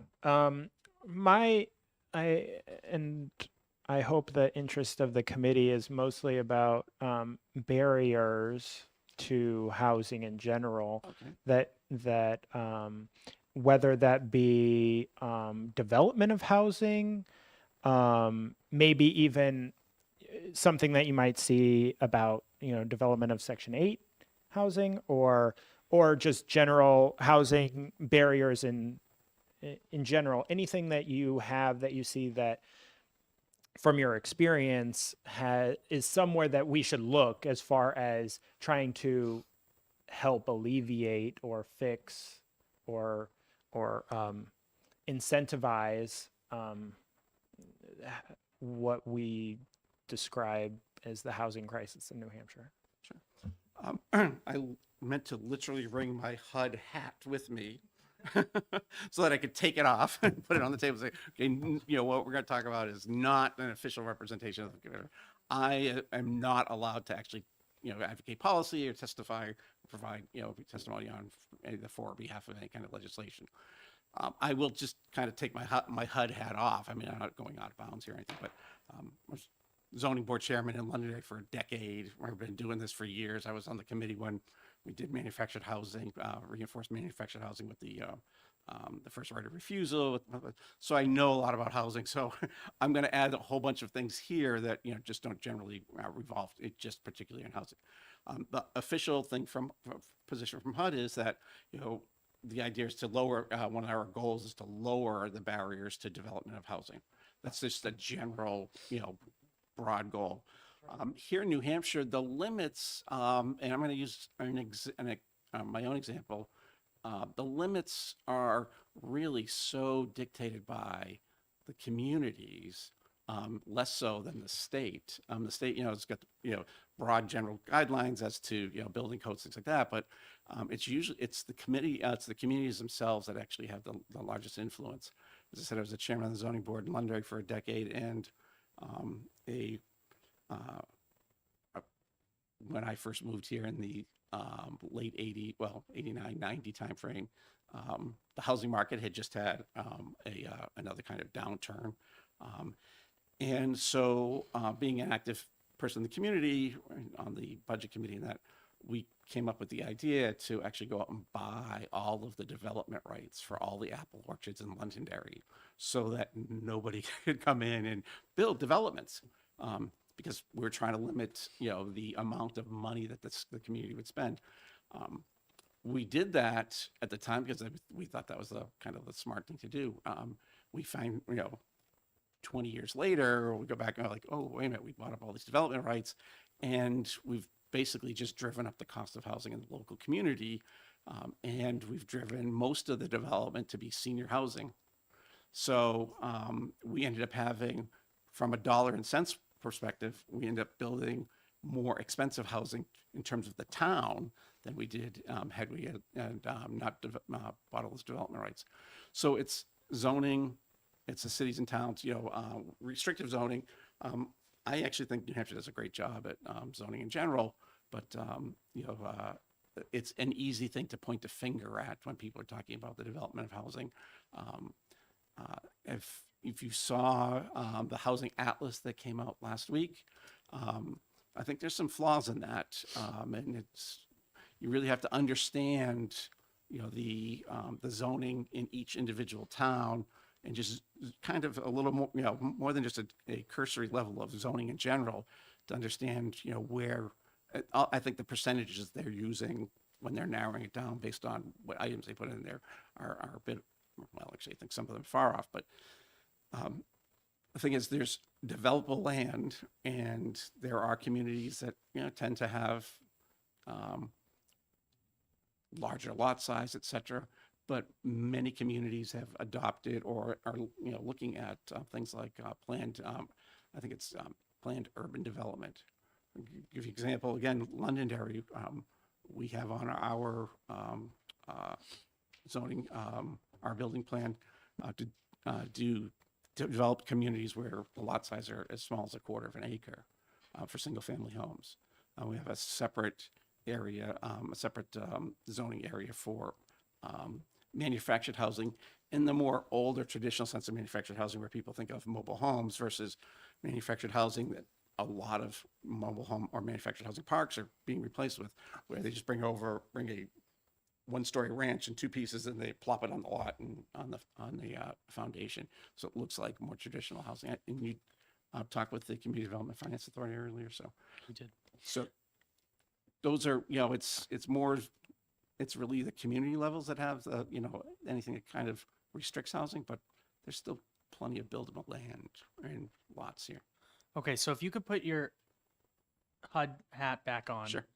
I have a question regarding HUD inspections, Section 8 inspections. I think we talked about how you have a series of inspections that happen. You have, obviously, if there's Section 8 or getting federal money, there's a federal inspection, and then there's a local code inspection, and then there's probably something like, can we talk about inspections? Is there a way to streamline it? Because I know do the feds allow a municipality to be a certified HUD inspector, where somebody in the municipality can inspect for you guys, so it's maybe one inspection instead of 12? So every year to 3 years, buildings that are,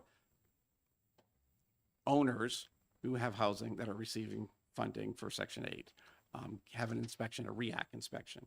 And it varies, and there's a risk management formula that decides based on previous, scores, the area, the development, the community, et cetera, on how soon that happens in there.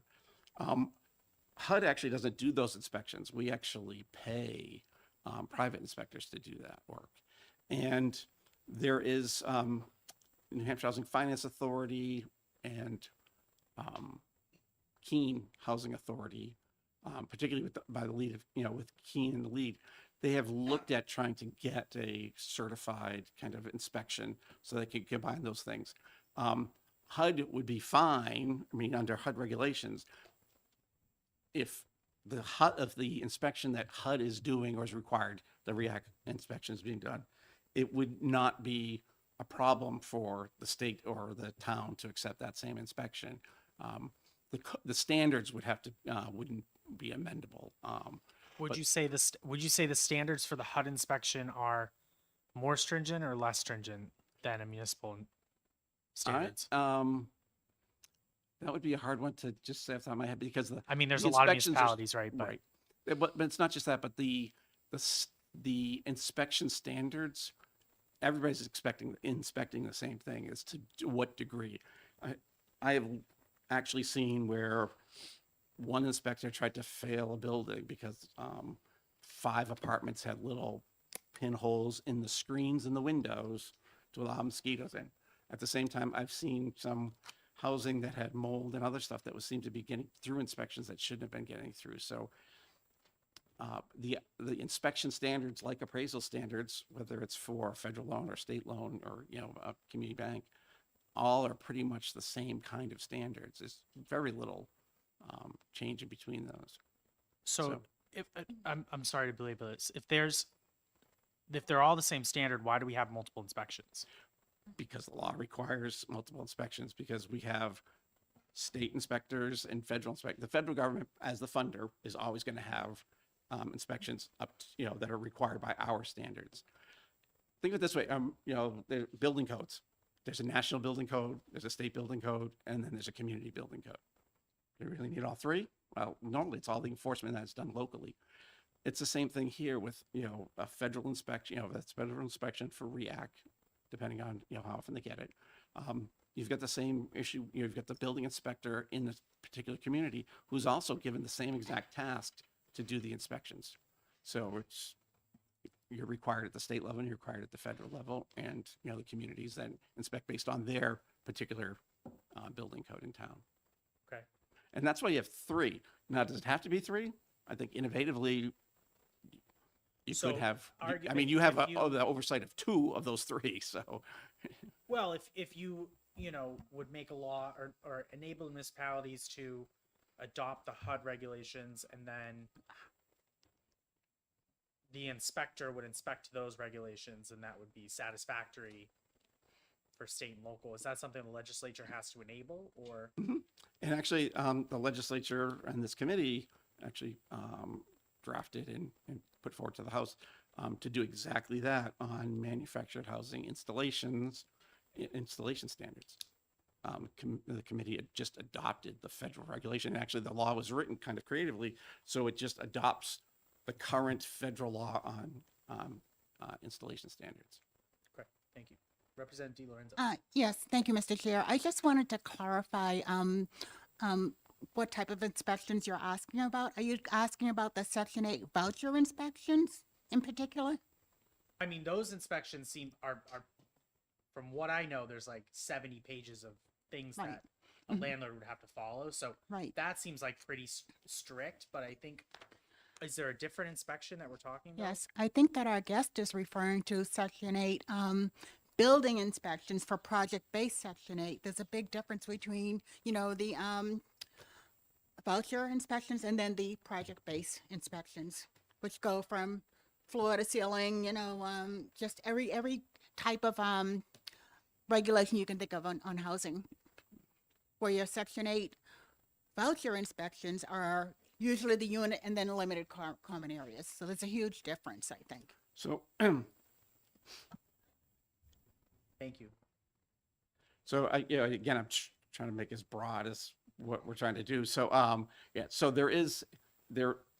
if the building, like Manchester Housing Authority building, or if a building is completely funded by HUD, okay, that is a much larger, deeper, a number of pages of detail to go through. However, everybody that has a voucher, when they go to that building, so we don't actually do the inspections, same way that we don't actually issue the vouchers. We pay New Hampshire Housing Finance Authority or the Manchester Housing Authority or that to do those. And so part of the process of somebody being able to use their voucher in an individual apartment in the marketplace is that the unit has to pass the same health and wellness safety standards that any other unit would in terms of habitability. And that is, we actually have Manchester Housing Authority does that for the most part. Excuse me, New Hampshire Housing Finance Authority does that for the most part, but all of the other individual housing authorities do that also. But there is a different set of inspections, but it's all the same kind of things. It's, if the window, if there's leaking, there's mold, it's all the same general family of things. It's just the checklist is much longer because we don't have we, the people, the federal government, don't have an interest in the actual realty when it's at somebody's individual apartment or that, where we do have that in terms of, if we've funded a building for a nonprofit or for a for-profit developer, because we need to make sure that all of our investments protected too. So that's really the difference. Thank you. Representative Yukello. Thank you. I wanted to go back all the way to where you said the town was buying development rights. Couple of questions about that. Are they, when you say the town is buying development rights, is that kind of like buying like conservation rights, or is that a different section of law? Are those in perpetuity, or are they able to sell them off, and have they sold them off? Yeah. Great question, because when we did it originally, we thought it was in perpetuity. So at the time, and I don't know the current state, the current status of the law, a town could go and negotiate for the development rights for a piece of property, and it would be like a conservation trust where the landowner still can, have their farm, their apple orchards, golf course, whatever they were using that would qualify that property, say as agricultural, et cetera. But may also be called, like Illinois has a big, huge AR1 zone. All the apple orchards were in that AR1 zone. When they developed the zoning in town. So the town was purchasing the rights to develop that land if and when the landowner sold the land or decided they wanted to, and any transfer of the land, any future developer, anybody coming in to buy it would be restricted on those same, purchased rights that the town did. So, no single family housing, no multifamily housing, and there was a laundry list of items that they couldn't do. Max Apple Orchards was a big, huge apple orchard in Londonderry. The town had bought development rights from the owner there, and 35 years later, the owner decided they wanted to buy those rights back, and there was an option to do so, and pieces of land, mostly so that other developments could be done, including development that the town wanted, could be purchased back by a developer coming in or the original beneficiary of the payment from the town. They could buy those rights back, and I think the position of the taxpayers in town had softened a bit about making them in perpetuity, because it was so restrictive that there's a lot of development that couldn't be done. In fact, the development that's going on at Exit 4 and 4A, without being able to purchase some of those rights back, they probably wouldn't have happened. So, Representative Reed. Thank you. So let's say a property, when it gets developed, is using federal funds to be developed for affordable housing. And after those initial inspections, when it's built, many years later, and in my experience, it was like a limit of like the federal funds came with a string of like 15 years or 20 years or something like that, depending on the program. But at that point, they're no longer maintaining to that level. In other words, they would not pass that inspection today. What recourse do residents have? So typically what happens, those kinds of property, so I'll just take one quick side step here. So depending on the source of the funds and what the funds were intended for, there could be as little as 5 years of restriction on what was done with the, say like a building that was rehab for a community center or something, versus 15 years for a different program, all the way up to 40 years. And there are actually a lot of properties out there with 40-year restrictions on, on the buildings. Typically what happens is a lot of communities that have their own housing authorities, they'll come back and refinance those buildings with a new set of loans to rehab them, to bring them up to standards. I mean, we give, HUD actually designs incentives, or Congress designs incentives that HUD implements for it to do so. So heating systems, air conditioning systems, there was a grant for doing the light bulbs and things like that. So a lot of those buildings do get brought up to standard because they can't pass inspection anymore. So they tend to stay, and it's like I said, a lot of housing that was built originally for, it could be Section 202 or Section 811, which is senior disabled housing, or, it could be, any of the various versions of the Section 8 funding. I didn't want to get into like multifamily versus public and Indian housing funding, et cetera, but generally the buildings that are publicly owned or those that are owned by nonprofits and managed by nonprofits, they go out to the marketplace in some cases, or they, come back to HUD. If they go to, if all of the restrictions have expired, they can go to the marketplace and do that. If there's still HUD restrictions on them, they come to us because we have to waive our first position on any claims. And we actually did a program a number of years ago, and there is the Keene Housing Authority is in a very unique position where they actually sold all of their housing to a nonprofit, which same directors, same board of directors, et cetera. They're all now private. They're owned by a nonprofit, which the Keene Housing Authority manages all of the units for them. They place people in them, and they were able to take advantage of any cost savings by running the program that way. They were able to then take that and reinvest it in the buildings. They were able to get private loans, and they were able to develop more, additional units without HUD funding whatsoever, all from the nonprofit that was formed. It's called the Moving to Work program. We tried to do that again, but the program became a lot of restrictions. So HUD did another program that basically did a very similar thing where the housing authority could sell off their property to a nonprofit that was, all kinds of strings attached, obviously, back to the city, but they were able to go out and refund and refinance and rebuild in a number of places in the state. Great. Any more questions? Well, thank you very much for coming and answering our questions and Sure. giving us a little bit more information. Appreciate it a lot. And feel free to contact me if you think of something else you want to ask, or send me an email. It's kind of a broad, generalized topic. I mean, it's so big that it's can't cover it very much. So It's a lot of information. I mean, we've been days at this. So, is there anything that anyone would like to bring up before we adjourn for the day? Oh, go ahead, Representative Gibbs. Thank you.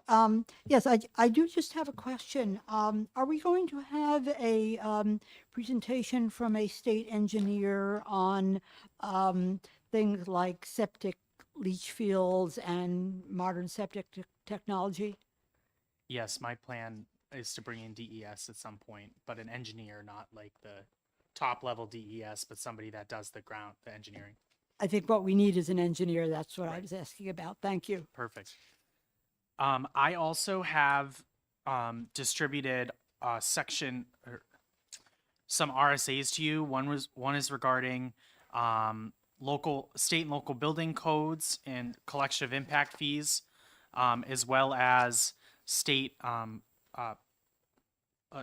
building codes. So my intention is to look at this regarding what was brought up this morning with buildings that were built previous, older buildings that may not run up to code. Maybe we could find somewhere where we could say any building that's built before 1950 could follow a different set of codes than the current one. Because if people are building to code at new buildings to code, the older ones are a lot smaller, maybe more impactful. Maybe they have different staircases, things like that. So it might help redeveloping or rehabilitating older buildings if we can lax up that code. So I don't know anybody's thoughts on that, but it's definitely something I want to look at. So I encourage you to take a look A at it. question, a ahead. clarification. So when we talk about newer building codes and older building codes, could we talk about the lead paint law, which I think is a great example? Right now, any building built after 1970, I think it's 1976, does not have lead, and that's sort of like a break off. Any building before possibly has lead. Is that one way to look at that? That is certainly something I'm willing to entertain. The lead, and maybe that's the date. Maybe that is the one we pick, but I'm just throwing out an arbitrary date for that. But Not building codes, but you mentioned impact fees are in this same handout. Based on our earlier presentation and the negative or cooling effect of impact fees and other similar fees, I'm wondering if it wouldn't be an interesting idea to have a prohibition on impact fees for developers who were specifically developing affordable housing. Or maybe just a discount, something like that. and I'm trying to look at the one. Nate's just sent it to me. So in what you can charge an impact fee for, right? So there's some that make sense and there's some that don't, but I will leave it up to the committee to figure that out. But I'd like to look into that as well. Great. All right. Well, thank you, everyone. We're adjourned for representing. We don't have a meeting scheduled yet, so stand by.